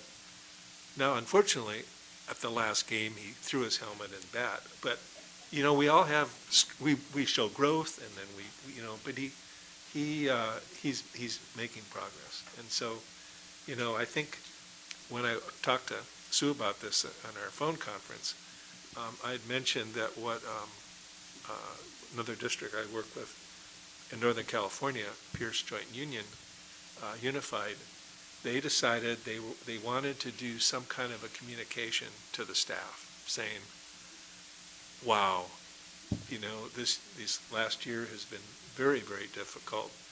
And so they tried to be really clear about, individual, you're not going to do individual letters to each teachers, but they're individualized to teachers, for example, or staff. It's specific. We're so pleased from our perspective to see that you weathered the storm, that you've been working very hard, given very difficult circumstances, to provide the best program. I mean, whatever you really think is specific enough so that they say that, yeah, that was really a recognition, and it's obviously deserved. If they don't, but my hunch is that your staff has done a number of things that deserve to be recognized, that can be specific enough and individualized for your system. So that's one of the things, we said we would come back and chat about that a little bit. Yes. And Sue kind of liked the idea. And so while we're not taking action today, do you want to make a case maybe for why you think that's important? Yes. And as a mom, I can totally relate. I see things, because we are parents, and we're always wanting our kids to improve and discipline our kids. So the first temptation is to criticize. And kids don't take it well. But that whole positive approach, say something positive and turn it into a positive comment, that has a much, much better impact. But it takes a lot of effort, because you have to go against your nature and try to come up with better words and swallow your words, you know. But I think that we have mentioned several times during the post-pandemic how much we do appreciate, because it was really difficult, the stress. And our teachers, our staff have weathered through. But I think that if we could express it, you know, genuinely, that would, I think that would be encouraging to our teachers. Any comments on any board members? It's only two of you guys. I'll just say, I think it's a great idea. We should look into doing something for principals also, and really everybody. Yeah, 'cause everybody, yeah, right. It's been tough. Yes. I think our district staff has tried to do a lot, trying to accommodate. As you can see, we never give a gift to the old employee, so we have a nice backpack to kind of recognize their hardship, yeah. and we do have a employee recognition there. I think we're towards that goal. I think we probably need to be more, furthermore, see what else we can communicate with them easily, such we have principal meeting with our superintendents, you know. Our board can improve that too. How do we more closely communicate with our administrative staff? How do we support them? That play the key there too. Yeah. So for further discussion, possibly, Yes, we doing would. something like that. Definitely, let's have a further discussion and come up with good wording that can really express our genuine appreciation and work towards a positive culture. Scott, have you had experience in terms of hearing what other districts are doing in terms of, is that something that you've seen any work being done in terms of trying to provide positive recognition to, given all the things that are going on? Yeah, I have, yeah. Through the California School PR Association, we've all shared ideas, and I've seen what some districts are doing, and it's all the same too, struggling to find the time to do it, but it's very important. Well, the timing this time of year would be, it's busy, but it's still, a good way to kind of wrap up a difficult time, so.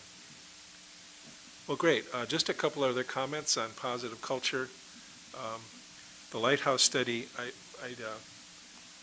Brad, you may not be familiar with some of these documents, but this is a copy of the Governance Core book. It's short. It's don't read the first chapter first. It's too philosophical, but there are some great chapters in here to pay attention to. This is a document that was published. It looks like it's 50 years old because I use it so much, but it was published in 2017, and it's the school board's role in creating conditions for student achievement. And it's only 40 pages long, but it highlights a lot of the research, and Mary's very familiar with it. But it's online with CSBA and free, and if there's interest, even running it for the board may be a good idea at some point. It would be a good discussion. This is the 2013 State of America Schools report. I've shared with you some of the quotes, but it talks a lot about not only student engagement, but teacher engagement. And I'm sure you're doing a lot of the things in terms of keeping teachers, but teachers that are engaged and feel engaged in their school not only feel better about staying, but it improves student engagement. You think, well, of course that's obvious, but sometimes we have to state the obvious if we find that that's actually true. Anyway, so really a good document, and this is the whole report, and the executive summary is only 8 pages and very interesting.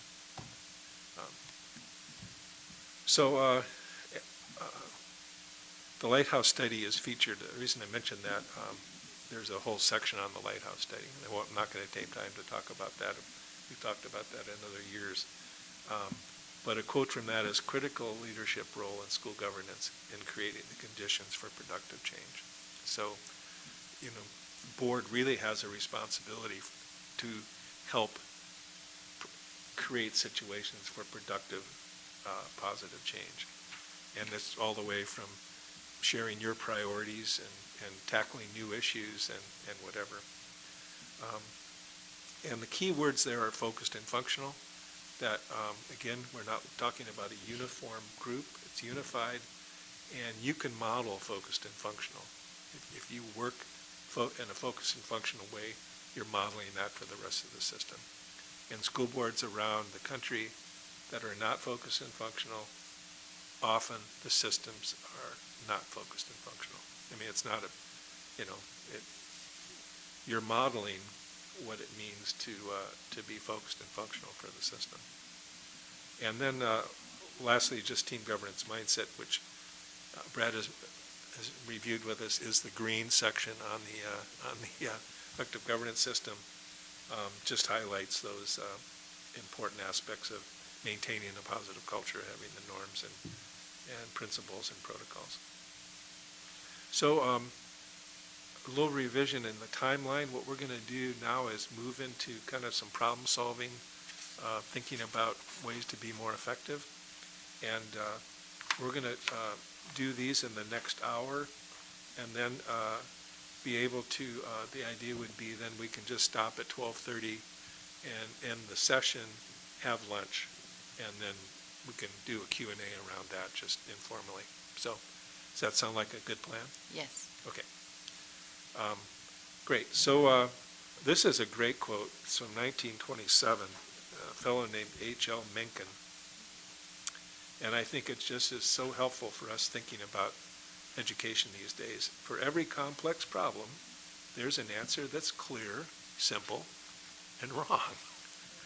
So, and back in this fellow is English, and one of his other quotes is, "Americans always look for simple solutions." So, I mean, that was almost 100 years ago, and so have we learned a lot in 100 years? Well, but I think I think in our conversation, you mentioned, how can we really help kids that have had a learning loss? And we can, but there's not a simple solution. And so it's complex. And so what can we do to really think through our system and come up with solutions that make sense for us? And so, Sue.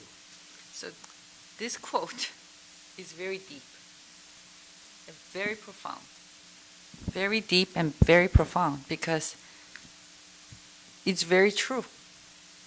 One size does not fit all. Yep. One size does not fit all. And there is no simple answer. It's very complex. And it's like, at first, it's like, wait a minute, what is it saying? But the more you chew on it, this is so true. So true. Any comments? Yeah. Board members? Anyone? Cabinet? I'm sure the cabinet members have more insight to this because they have to deal with this all the time. I'd like to hear from the cabinet members. All right. What are your insights on this quote and your struggles? Carol, what do you think? Way to put the new kid on the spot, Robert. Well, I completely agree with you that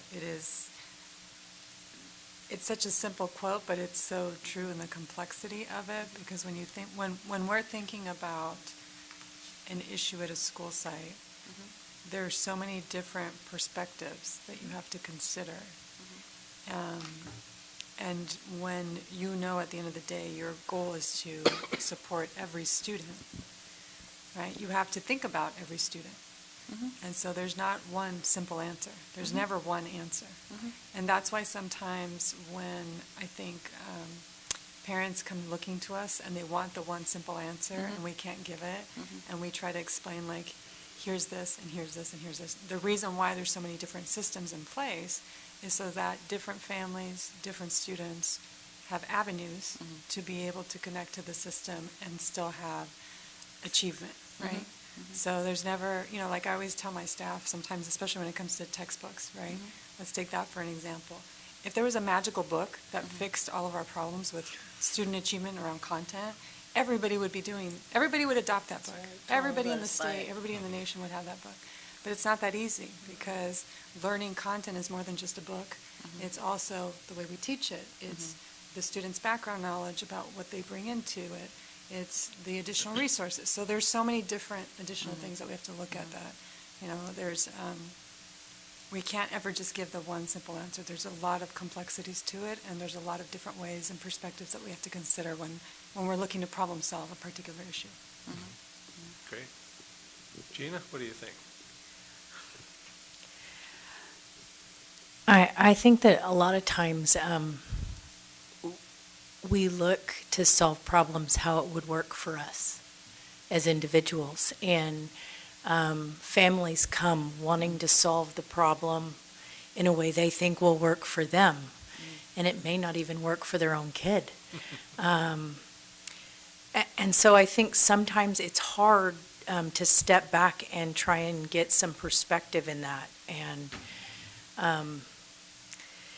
this quote to me requires that everybody that is part of the education of a child own their part, and know the student and work to bring pieces in that help that student. I think about, like, even my own experience growing up. My 3 siblings that were at home most of my life, we all had really unique needs. And my sister, who had learning difficulties, she needed my mom sitting by her at the table every night. I wasn't that kid. I was the rebellious kid that my mother finally said, Catholic school for you, high school, I'm done, right? So you have to know your child, and you have to work within the system for the good of that child. And I think too often we want to put what I would do for my child on someone else's child. And that's the struggle. And yet public education is about finding the clear, simple answer that works for each kid. Great. Tuan? So with the business background, right? My answer is always very clear and simple. It's very clear and simple to say no. And what part of it don't you understand? What part of no don't you understand? Seriously, and things should be black and white. But as I get more involved in the education system and in the business we in, it's not that simple, and it's not that clear. So. And sometimes it takes times, and it's going to lead to the next question. I know I'm getting ahead a little bit, but in terms of communications to the board and to the community, what I'm hearing is you want it to be timely, right? Key. But now you have to balance it with appropriate, legal, accurate. Timely will work against accuracy. You want to respond right away and monitor something, but then you need time to research the issue and get the facts to the board. And that takes time, and otherwise you may be giving out information that is not accurate, and that creates a different set of problems. So we need to work on that, and of course we have a one-person department, one communications officer, and he's working very hard, and he's very good at what he does, but do we need to look at that and staff it appropriately? Because if that's a priority of the board, right? The board set the priority and the vision. We have to carry it out, like the chart it says here. And we need to staff it appropriately. So that's that. But yes, it's always not as simple. It's not as black and white in this business that we in. There's always yes or no, and then there's a however. Follow that, and I have learned that, and I'm still learning. Thank you. Well, very good. Well, let's look at this first question. So, based on topics that it sound like Sue and Brad indicated would be good topics to talk about. Let's talk about this first question. How can we be more effective in communicating about emergencies at the schools and providing timely notification to board members, staff, students, and parents? Big challenge. So how do you currently do that? Who can describe? Scott or Mary, do you want to kind of describe how we do that currently? We currently have 34 mental health professionals in our district. There are 2 at each high school and 1 at each elementary school and middle school. Okay. And are they would be involved in emergencies at the school? Absolutely. And then how do they communicate that to you or to the rest of the system? Well, they communicate with all of us in terms of, their positions as mental health professionals. We're going to raise their salaries soon to come. And I know that Scott will be raising his salary as well. So I'll help with that, Robert. And now that I'm more involved with an additional title, Congratulations, by the way. Congratulations. we want to be responsive, and I believe we have been. So issues arise at the schools. Usually the principals will inform their prospective directors. We have 2 directors, the director of secondary schools who overseeing the middle and high school, and we have the director of school services overseeing the 19 elementary school principal. So it always starts at the school level or something from social media, and the principal and their team will report to the director. The director will inform cabinet, Dr. Mary Sue and myself, and Carol and Gina, depends on the issues and who's pertained to, and I would gather all the information and then report to the board, and then get feedback from the board. And if we need to communicate to the community, then we involve, of course, Scott, and send out messages to the community accordingly. And like I said, this is very challenging. The board would like very clear. We need to be responsive. We need to be transparent. And we hear that, and we will carry out those directives. But at the same time, there's federal law, there's ed code about privacy and legality. So that's why I appreciate you use the term timely but appropriate communication. That's encompass the whole thing. How do we protect the privacy of the student? Because most of the time we're going to be dealing with minors, and there's only so much we can share. Right. And then, or related to personnel issue, and I understand the public sometimes are not happy with the comment. This is a personnel matter. We can't comment further, or it needs to be handled confidentially.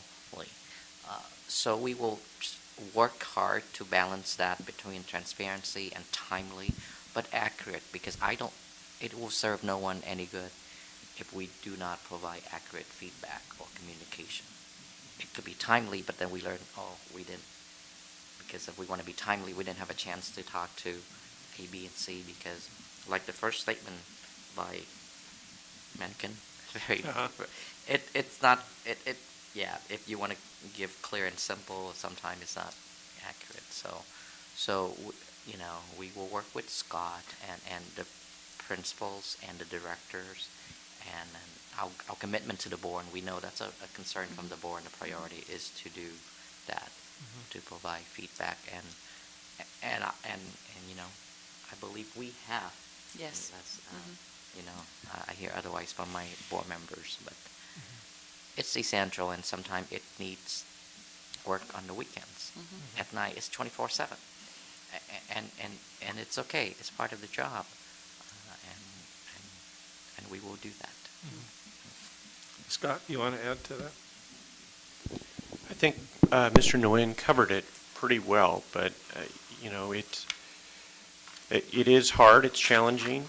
This is, as you said, public education is very complex, and as Mrs. Castro said, it's not always there. You have to track down an answer to be accurate, and that is exactly what we try to do, to manage the complexity.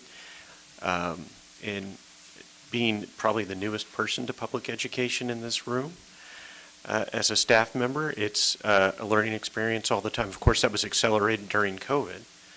But I have wonderful mentors in this room, and we have people that work very hard, and it really, like Mr. Nguyen just said, 24/7 to make sure that we're providing as much information as we can, when we can, and what we can in a timely manner. But it's something that every public school district faces. Are there improvements or suggestions from anyone in terms of? I wanted to chime in. Thank you very much. Well, that was very helpful. But I think it would also be helpful if we have like a statement that we can also use as a board member, all of us, because we do get this, we see it on social media. So somebody sees it in social media, it'll come to our attention. And if we don't respond immediately, then the public become it gets out of control, snowball effect. But I think the statement that you just made to assure the public that we will respond, but it has to be accurate and appropriate, and we will be transparent within the limits of the federal law, state law, and ed code.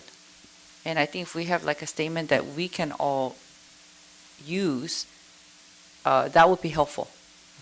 And then of course, if one of our board members, see this, then we will direct it to the district staff first, superintendent and deputy superintendent, right? So it's helpful for us to sort of hear this again and again, because sometimes we're not really familiar, and we need to be reminded that, it's the privacy of the minors that we cannot share everything the parents want to hear. They want to know, so what happened?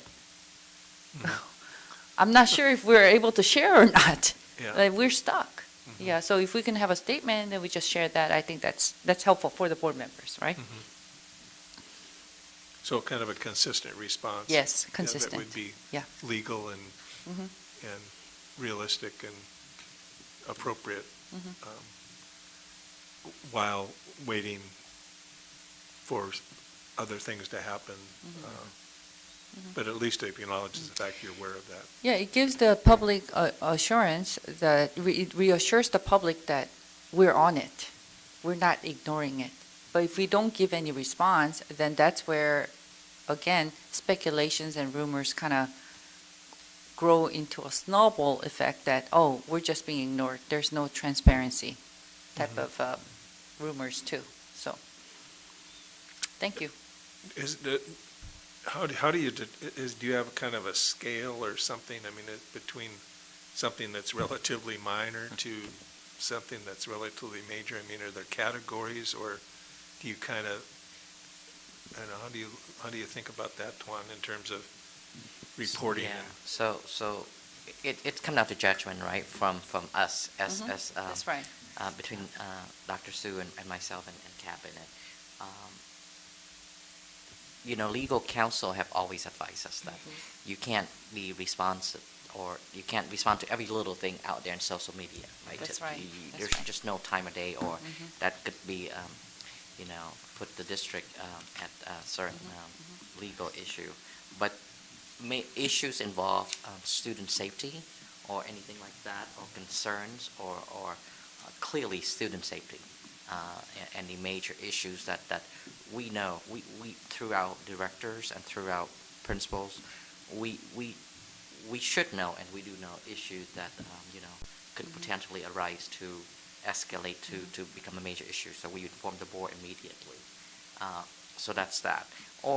And the board has been, and I appreciate this, very good at refer back to us. If they hear something from a community member, an email from a parent concerned, they would forward to us, and they said, can we look into it? Can we respond to this parent? Is it true? And we do that. So it's both way. We get concern or issue brought to us by board members, and we work on that and respond to that. Or issues that brought to us by the school, it always start with that, and we will evaluate that and communicate to the board. In this sensitive time, there are just sometimes it's more, it's better, or, you know, so, and until we hear from the board, we're gonna try to give the board issues that we are aware of that potentially, because we don't want them to hear from some of the sources and then may or may not be accurate, so we want to stay on top of that. Right. But there's really no book of guidelines, like, you only communicate this issues and not these, and, Yeah, right. you know, this is important, they don't need to know about these things. There's no book for that. Yeah, There's- yeah. So it just based on our judgment, and that's what we get paid to do, right? It's our job is, you need to determine what's important that the board needs to know. So, Okay, yes. So, I think it's important the communication on the both way, like staff was just, Tuan just mentioned about what they were trying to do, and I think the board needs to detail what you've been done, such as, you know, just let a board member know has been done, the police been contacted, and then a little detail rather than say we're handling it right now. We need to know exactly, of course, you know, it's also check and balance, you know. You're writing a check and I'm a balance to check, so I need to know what you've been doing. Give me the information about that, you handle it, we need to know the detail. The police has been contacted such as day and what such a time. The policy for this matter that we're following the policy here. Because there are times when public doesn't know some of the matter, it is critical to the public, life and death to them. But again, it takes a month to give them result. They say, why? But they didn't know the investigation going on, their legal counsel get involved. Otherwise, people were suing our district. You know, there's great loss, and many times people doesn't know what's happening behind the screen. As old, I mean, I hate to say both, we call veteran board member here. So we know what's going on, so we say, hey, be patient, we just wait. Then I say, we have policy to follow, but you know, if the people who are involved, they're more nervous. What? You're taking a month to get this off, but not realize there's so many legal things behind that. So on the public to hear this, when they work together, you know, I am expecting the staff give me more detail, not rather than just we'll handle it, we'll let you know further information. We need to see what is your process, what policy it cover for that case. That way, as a board, because we are out there, we are the eyes and we are the ears and we are the nose for you. We smell something different, we want to respond, but we want to work with the staff together to make this better outcome to the staff. That so the community member did not have to be leaving, what do you call that, twilight zone, especially some parents out there, they are the one really get affected. So we need to, communication had to work both. As board member, I think we also need to pay attention to read the staff email to us, focus on it, and not jump to the gun and holding our position back, say, hey, you are official, elected official, you stay on both sides, the parents and the district. You must have the ownership feel that way. yeah, Brad? Thanks, Robert. I want to preface my comments just by letting you know I've worked in law enforcement for over 23 years, and I've been acting public information officer for my department many times. We've had some events these past 2 years that have never happened in the district that I know about. They've been serious, and they were captured on video. So they were posted on social media, and at least on one of them, it took us a while to respond, okay? And I'm not blaming anybody. I'd like us to get better at doing our job, but we have improved relations with the sheriff's department and the cities. There may have been some, not sharing information fast enough, and we didn't know enough to put anything out. I think we've remedied that. But the social media fires is what we need to comment on soon, because that just spreads like wildfire, and parents get in a panic. And if we could just put something simple out, I'm not asking for the minor's name or any details, but just there was an incident, because we know it happened right away, right? There was an incident. It did involve students. Sheriff's Department are investigating, and that's it. Like, at least we acknowledge that it happened. We know about it. The school's on lockdown or not. It'll be safe in the morning for your kids to come to school. Something to calm the panic. Right. And through our protocols, we can develop, a hierarchy, or I saw some of your notes in here about the tiers of, when you release stuff. I just think, certainly when it gets on social media, when there's video of it, the parents know it happened. They can see it. Yeah. So for us not to say anything, they're now thinking, why are they not telling us? They're not transparent, or what are they covering up? I prefer just to put something simple out that says, this happened, we know about it, sheriffs are investigating, and that's it. And that will satisfy, I think, most parents from what I've heard, and when they've asked me, they just want to know that we know about it and we're doing something about it. Right. So, Very good. Other comments on that? it's kind of blends right into the next question about how can we better utilize social media. Let's chat about that a little bit. Certainly the last, oh wow, just look where we've come from. Let's say 20 years ago, the fax machine came in, and so we used to, write a letter to the attorney and, knew that it would be a week before we got it back. And so, well, fax, that changed things because all of a sudden the letter goes and then before you know it, there's a response. And so that sped everything up. But then when you look at the introduction of cell phones and mobile phones and apps and nobody needs a camera anymore, a video camera or a still camera because they can use their phone. And so, and then the platforms come out in terms of Facebook and, all intending to bring people together and have people have conversations or, check in with your cousin who's going on a trip or something. But, then all of a sudden, all this other these platforms come on. And so, and people are, looking for simple answers, or there's something about our news that our people are they're interested in the negative. It seems to just kind of, oh yeah, I've heard that too, and I think this and that, and our society is going to move towards emphasizing the negative in what happens in the public venue. And so it's a huge challenge, and you're not alone in that. And so, do you have some thoughts in terms of, Sue? Well, we do have a Scott, communication officer, but he actually did more than that during this post-pandemic and during pandemic. Just our cabinet right here have been stretched to do this and that, jack of all trades. But responding by social media to some extent, because there's certain things that we don't necessarily have to announce, right? But responding a little is good. And also, on your note, how it brings out the worst of human nature. If we can shift that to positive and use social media to share good things that we are doing, the positive things that's happening in our ABC throughout the school and so forth, I think that would be good too. Share the good news. Yeah. So. Well, and you have, looking through your materials, you have a lot is going on that's very, very positive. It's just not, you watch a news show, I think, for example, CBS News, we watch once in a while, and they make a point at the end to show something positive. Well, it's unfortunate that's how news has become, where they, say, okay, we'll do something positive here at the end. So I'm going, it's tremendous, hats off to all of you in terms of trying to communicate with the wider community.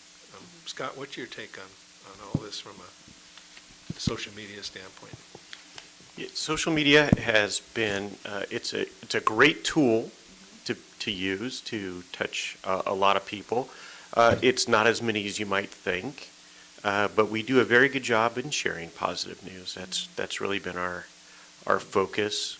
We plan out every month, looking at specific events to make sure that we're promoting those events, showcasing stories from across the district.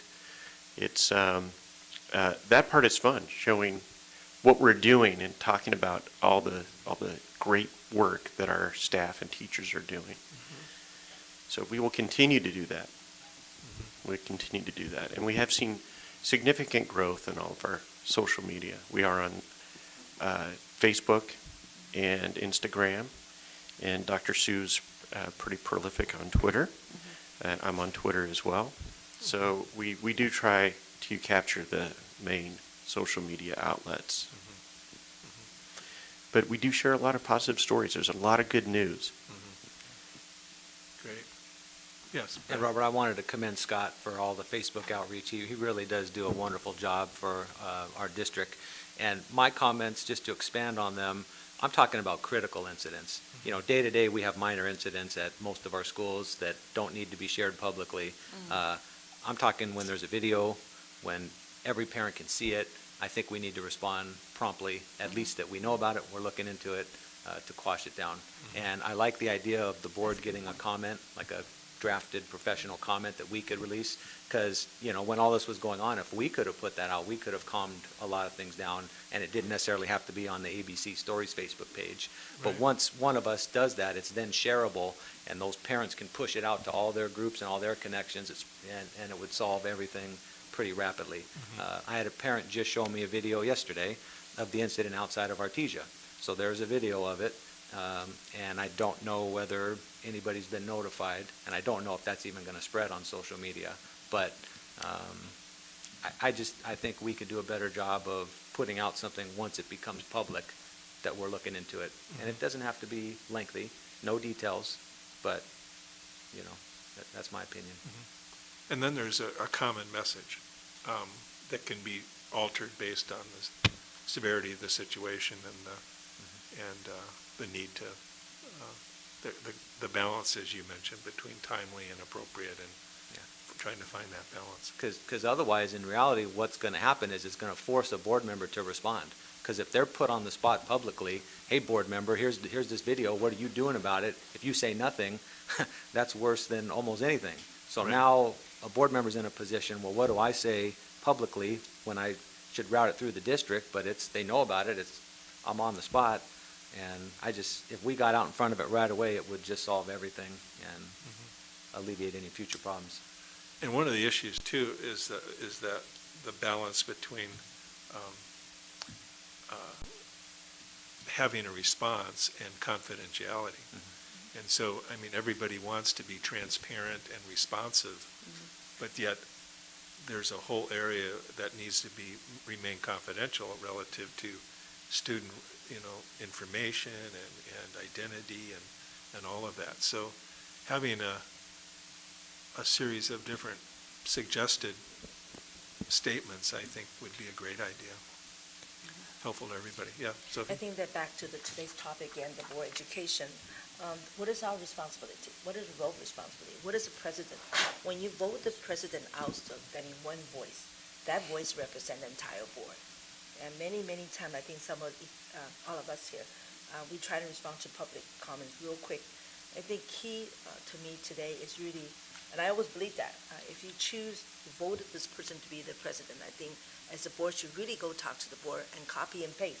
Like we say, even the board meeting here today, or the meeting that we had again before, if the public made some comment, talking about how bad this is, our school or district, quickly that goes everywhere.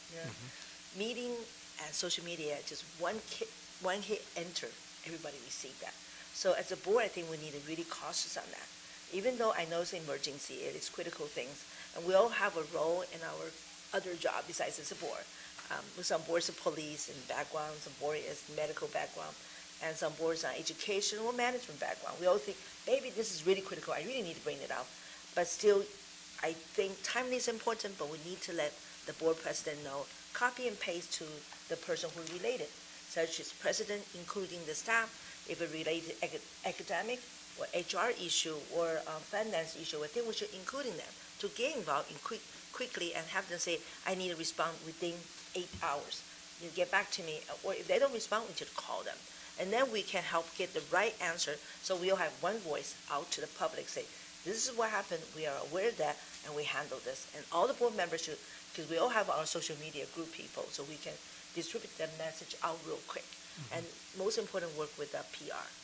And so one voice represents for entire district, rather than we have different voices out there. That's not very good for the district. And I can see how has been changed a lot the past 4 years, and outreach is important, social media is important, board meeting is important, but we must be aware of our role and our responsibility in this position. Alrighty, anybody else on that topic? All right, let's shift gears. Are there things that we can do to more effectively process parent complaints about curriculum or discipline?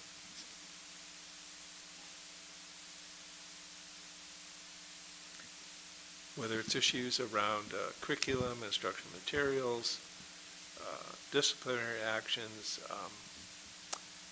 are there, I guess one question is, have you seen an increase in parent complaints, particularly in the last year and a half or 2 years? Brad, you wouldn't have the experience other than just attending board meetings before you become a board member, but is this do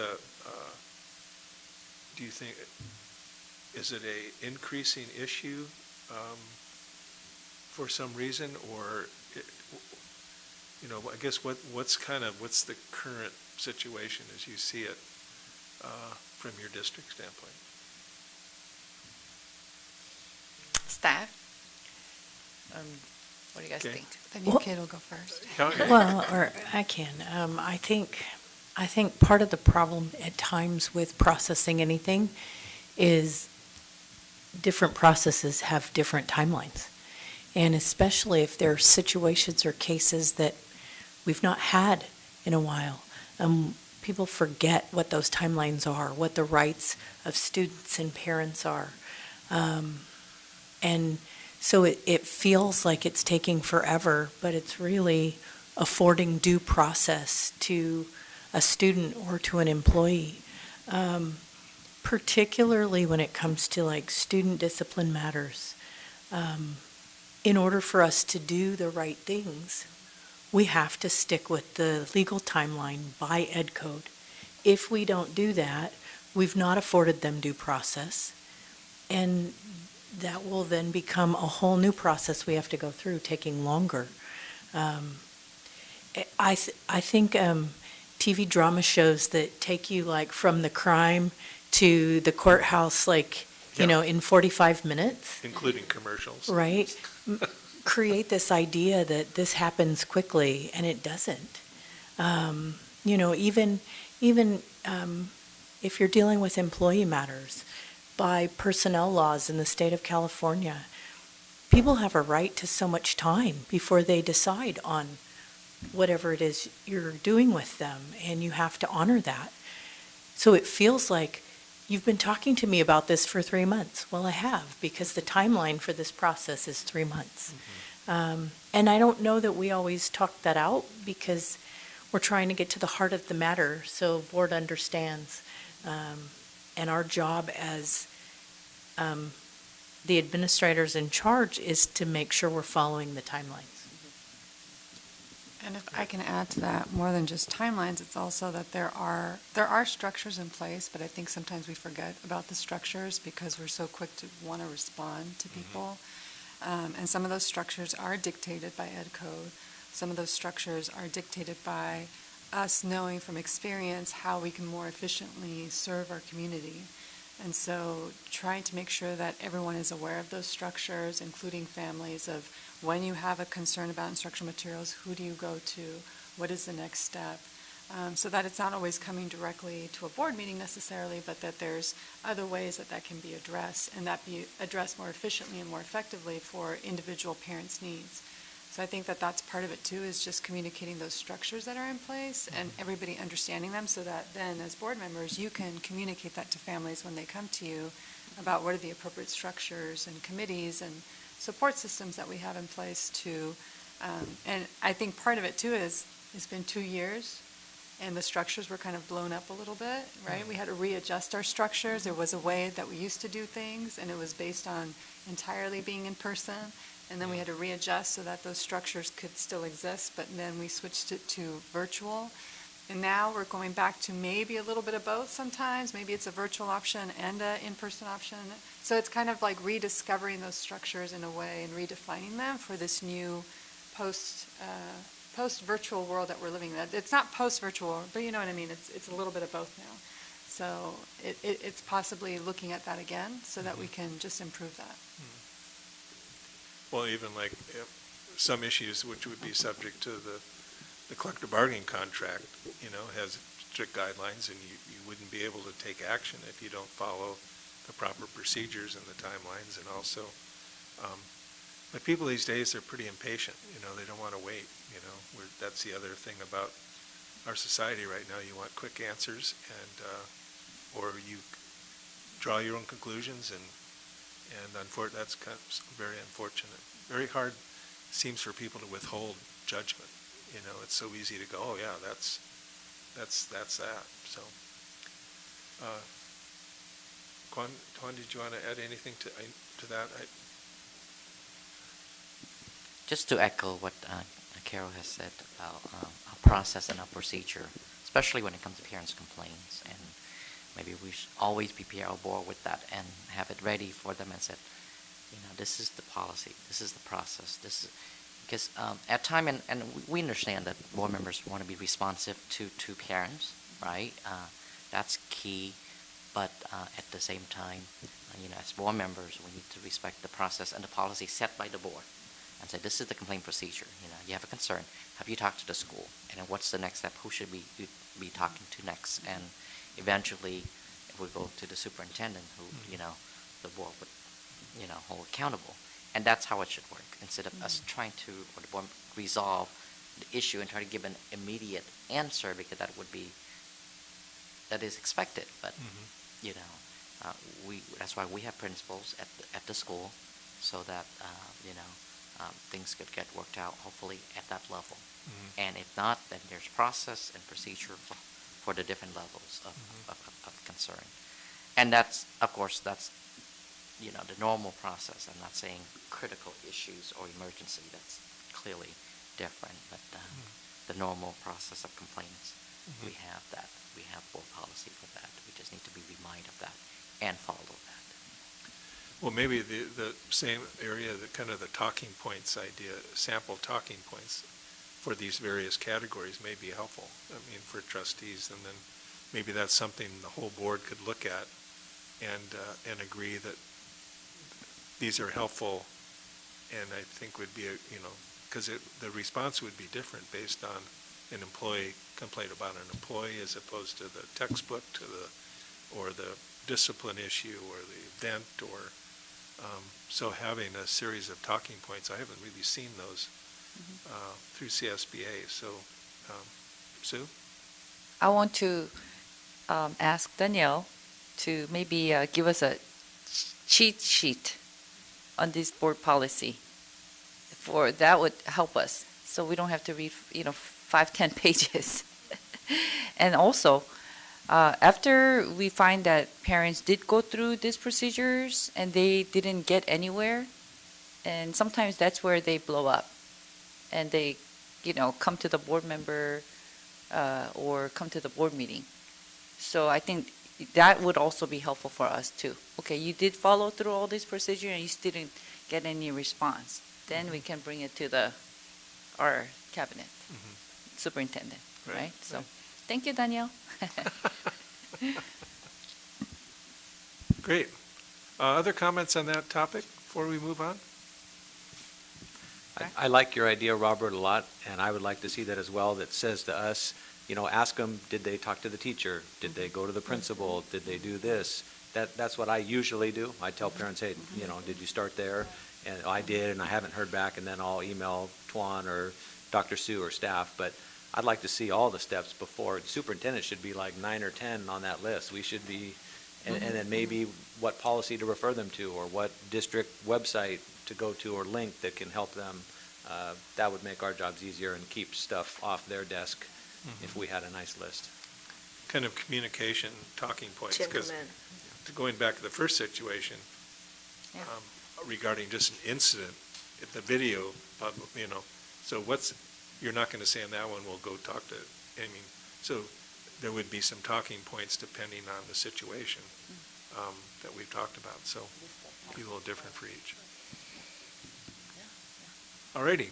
That's a good suggestion. I have one thing to ask. To answer the question, how can we effectively process parent complaint about curriculum and discipline?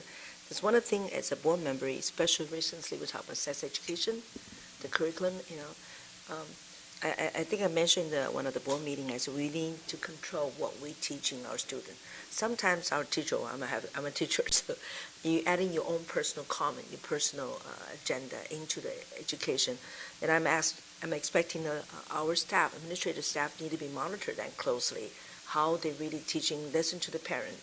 Sometimes people present their during the lecture to the student, they may add in their personal belief. I think we need to follow strictly as this guideline from the school curriculum, focus on that rather than, we all have a personal opinion, but we have a partisan here too. We all have a belief, Republican and Democrat belief, but we need to stay focused what is the best for the student, and we do need to listen to our parents. I'm really glad recently some issues are being brought up and staff respond right away and follow through. We do see some issues that we have in our district. I mean, we were talking about positive input to the public, but we also need to know some of the negative input that we need to address too. We change, we move on to this matter, we recognize that, and school recognize that we are improving on that matter. That makes huge difference to the public. That's right. Rather than you always say, oh, we did this, but you need to say something. I think that will people more trusting us on that matter, to the board and also to the staff. Okay. If I may, Sure. it may be very helpful if the board has topics they'd like talking points on, for you to come up with a list together so that we're working from a perspective of what you're hearing, what you're needing, as opposed to us trying to guess and write points for you all. Good point, yeah, thank you. Very good. All right. Well, speaking about another area that we can use some talking points maybe is that this next question is, how can we possibly address all these mental health issues and the loss of learning and experienced by so many students over the past 2 years? I mean,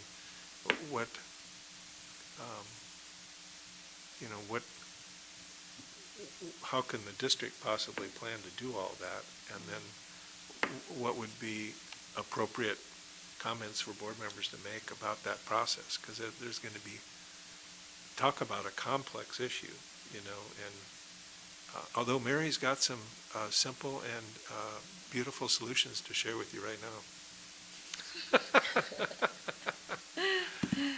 You probably wish you knew all those, don't you? Yeah.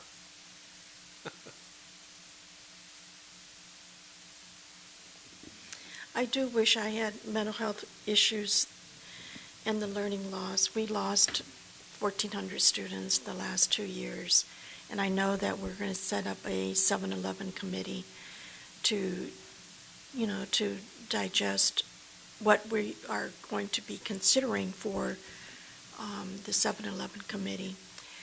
But the mental health issues, I think we have provided, as I said earlier, 34 mental health professionals. And I know that they're going to be addressing the learning loss that we have experienced in our district. I know that they will be providing a lot of, 2 mental health professionals at each high school, 1 at each elementary school, and 1 at each middle school. But I think that, they're going to be very successful in what they are doing. Is that a kind of a district school-by-school approach then in Yes. terms of identifying what the needs are Definitely. and how to proceed with that? Yes. We also have a PIP squad. What? A PIP squad. What is that? It's a primary intervention program. And we have, I think, about, 14 students who are in those programs. And we have, I'm sorry? They're interns. And so, they do a magnificent job every time I see them. Yeah, it's certainly a huge challenge. Oh, go ahead. I was just going to think, I think in this area, for board members in particular, I know our schools do a lot to communicate with families that help is available, and to have that be something that you say to a parent calling. my kid, they're having trouble, or let them know to reach out, that the solutions are there. And I've seen, myself in the time I was at the high schools when we started working with the mental health professionals on the campus, and it's grown. Kids that are struggling, that get help, tell their friends who are struggling. So the more parents can reach out to the school sites and say, I need help, we can make that happen. And it may be at the school, or it may be help for the family through another service. I think the challenge with it is we don't always know, and families don't always want to say what's going on. And the more we can tell families that we have services available to reach out, the better we will be to help students and their families as they move along, as we all come out of this really interesting and unique times we've been living. Robert, you opened us up today by giving us some information about engagement data.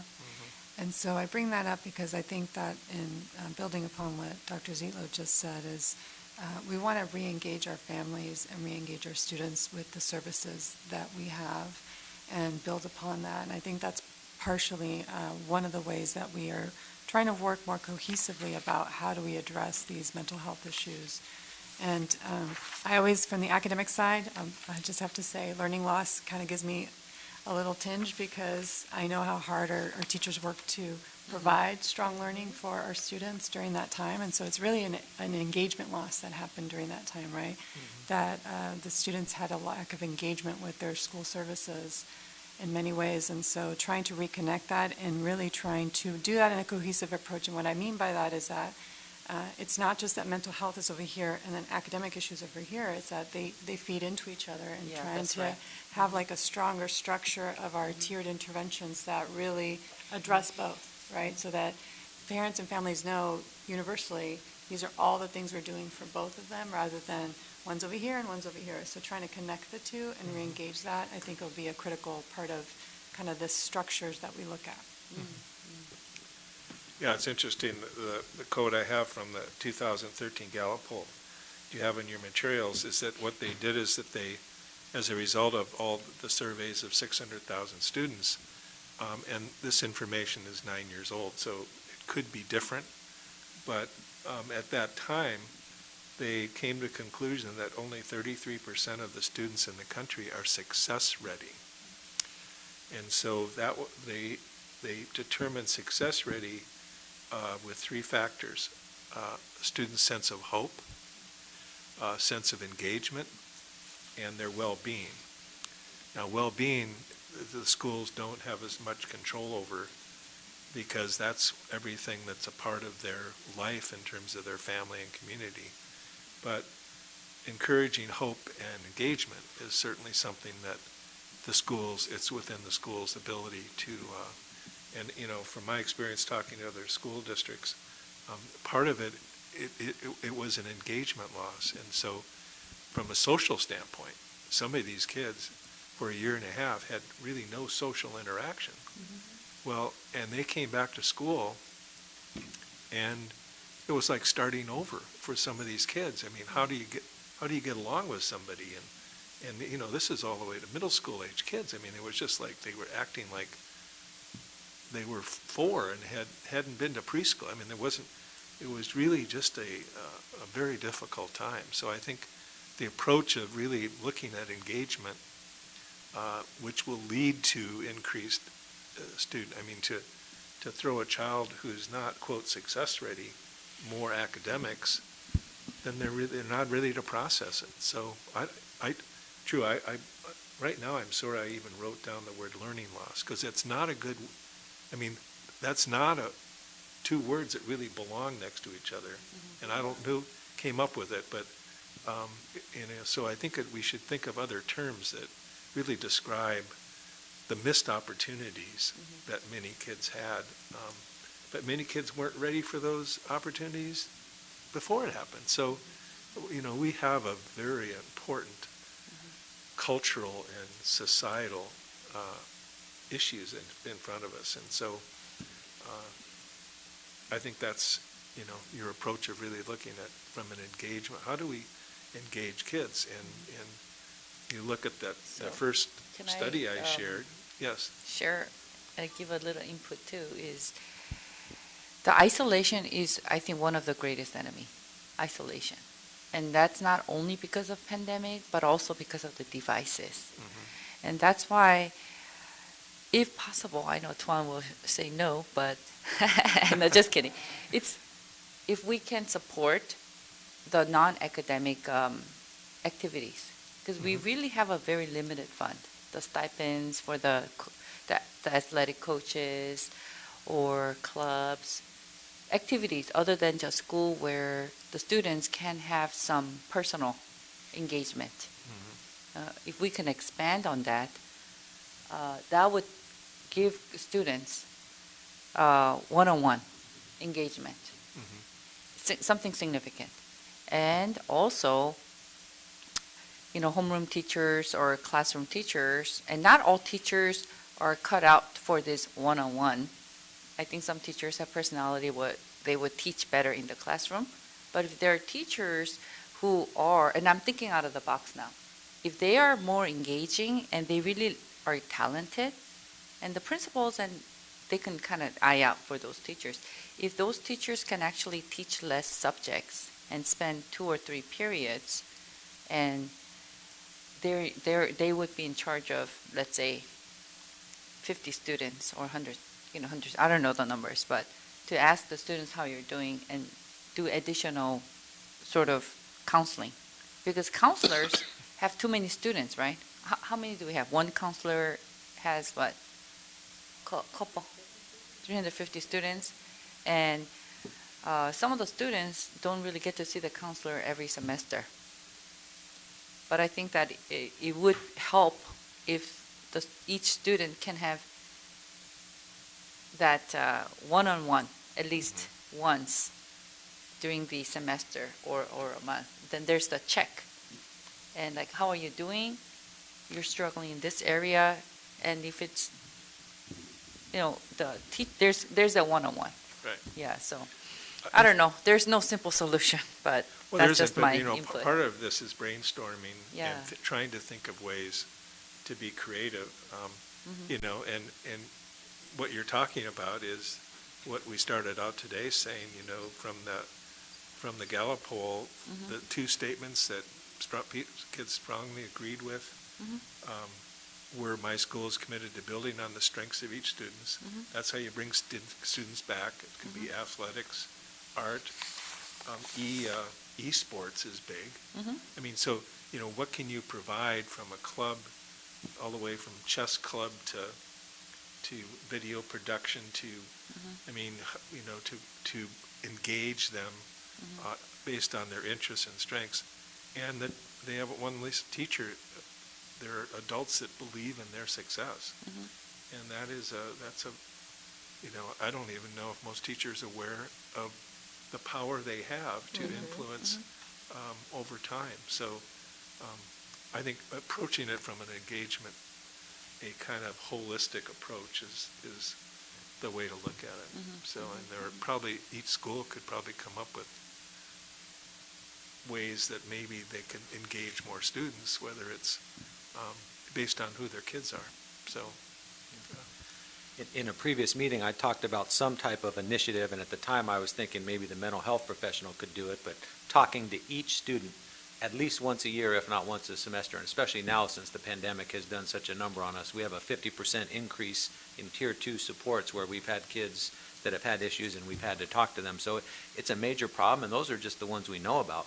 There could be a lot of kids sitting in classrooms that are depressed, sad, suicidal, upset, and if a teacher, or I don't know if that would have to be negotiated, Gina, for a teacher, to spend 2 to 3 minutes just to say, hey, are you okay? Are you having any bad thoughts? Can we help you? And then the referral would be to the mental health professional. But just to talk to every kid. A lot of kids are going to say, I'm fine. Life is good. I'm doing great. Okay, that's great. I appreciate you. Work in what you're saying. You're doing a good job, Johnny. And then you're getting 2 birds with 1 stone, but we're finding the kids that need help. And I've said it for a long time to Tuan, but we just can't find extra mental health professionals. We have one-time monies that we can spend, but there's not employees out there that are willing to take jobs. So we're going to have to do it with other people. I don't know what it looks like, if it's assistant principals or teachers or, aides that are there. However we get it done, I think it'd be very beneficial to us to alleviate future problems, because we have had a significant increase just by talking to them. How are you? And if it's bad, we can refer them and deal with it. And the Tier 2 references law enforcement tiers? No, Or is it a, There are our own for the kind of tiers for MTSS. oh, okay. So the okay, level 2 supports where their kids are getting the one-on-one. Okay. But I think to that point, when you look at how our schools have set up the process already, what you're talking about is what happens and how kids are getting referred. So teachers are monitoring their kids as they come in. When they see something wrong, they make the referral to the mental health professionals. Particularly at the elementary levels, it's very, it's easy for them to see that because they have all the kids, but even at the secondary level, they're watching those kids come in, kids that are not there, and those referrals are made either to the counselor because, the student's not doing work, or to the mental health professional because the kid has, looks downcast, something like that. But that's the process that's in place now, and that's why we have double the number of kids getting services, because the referrals are coming from staff who notice a difference in kids and are making those referrals. And I think you mentioned earlier, to be able to communicate that resource throughout the schools is really important. Campaign Yes. the services. I think we're absolutely, Dr. Gina mentioned the correct things that we have been done. A lot of things we've not been recognized at. I can give you example with just our southern area, the district area. Some teachers, some principals even do home visit and phone call to see what the student needs. And I think some of them may not know that. They are. They also have like a special program, like a credit card thing, give $10, the certification to the parents to participate certain things, to get involved with them.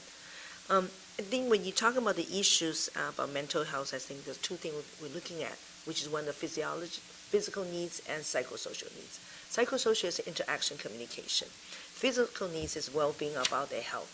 Because we realized that in the past 2 years, we all doing the online education because a lot of kids gain weight from that. Even myself is one of the sample one.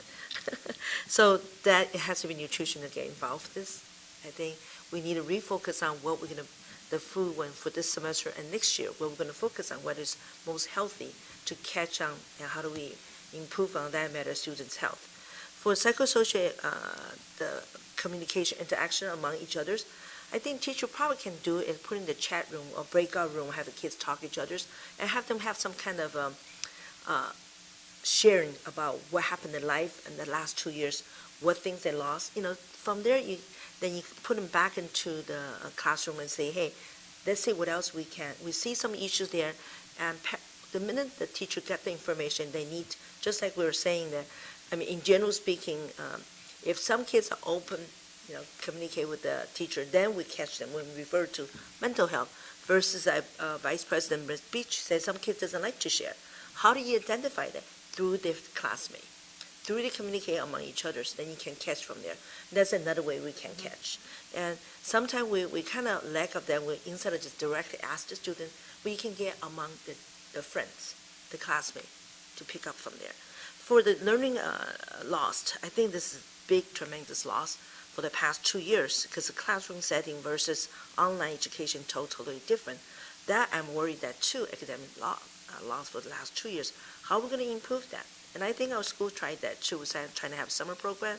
We have tried some different program to help them to reach that, even after school program. How effective it is, and I'm hoping the staff can provide some the outcome, the results when we do the more extra curriculum or more extra like summer program. How much they improved it, and present it back to us. From the intervention we have presented to the board, we're looking for the outcome, and we're looking for the next semester, next year. How can we help the kids catch up those 2 years the education lost? That's how I see. As a board member, I think we need to work closely with our administrator staff, and second chain command. Administrator will work with the principal and the teacher. but we do need to follow through, and that's our responsibility. See how we're improving. We are the ear outside. We hear the parent, and we need to respond back to our administrator to make a better education system, focus on more all three areas: physical, psychosocial, and learning education. Well said.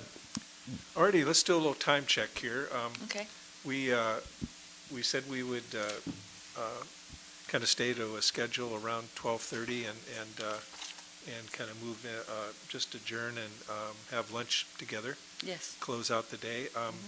I do want to just a couple of things I want to mention. First of all is remember that before you leave today, I just need to collect the evaluation of the session.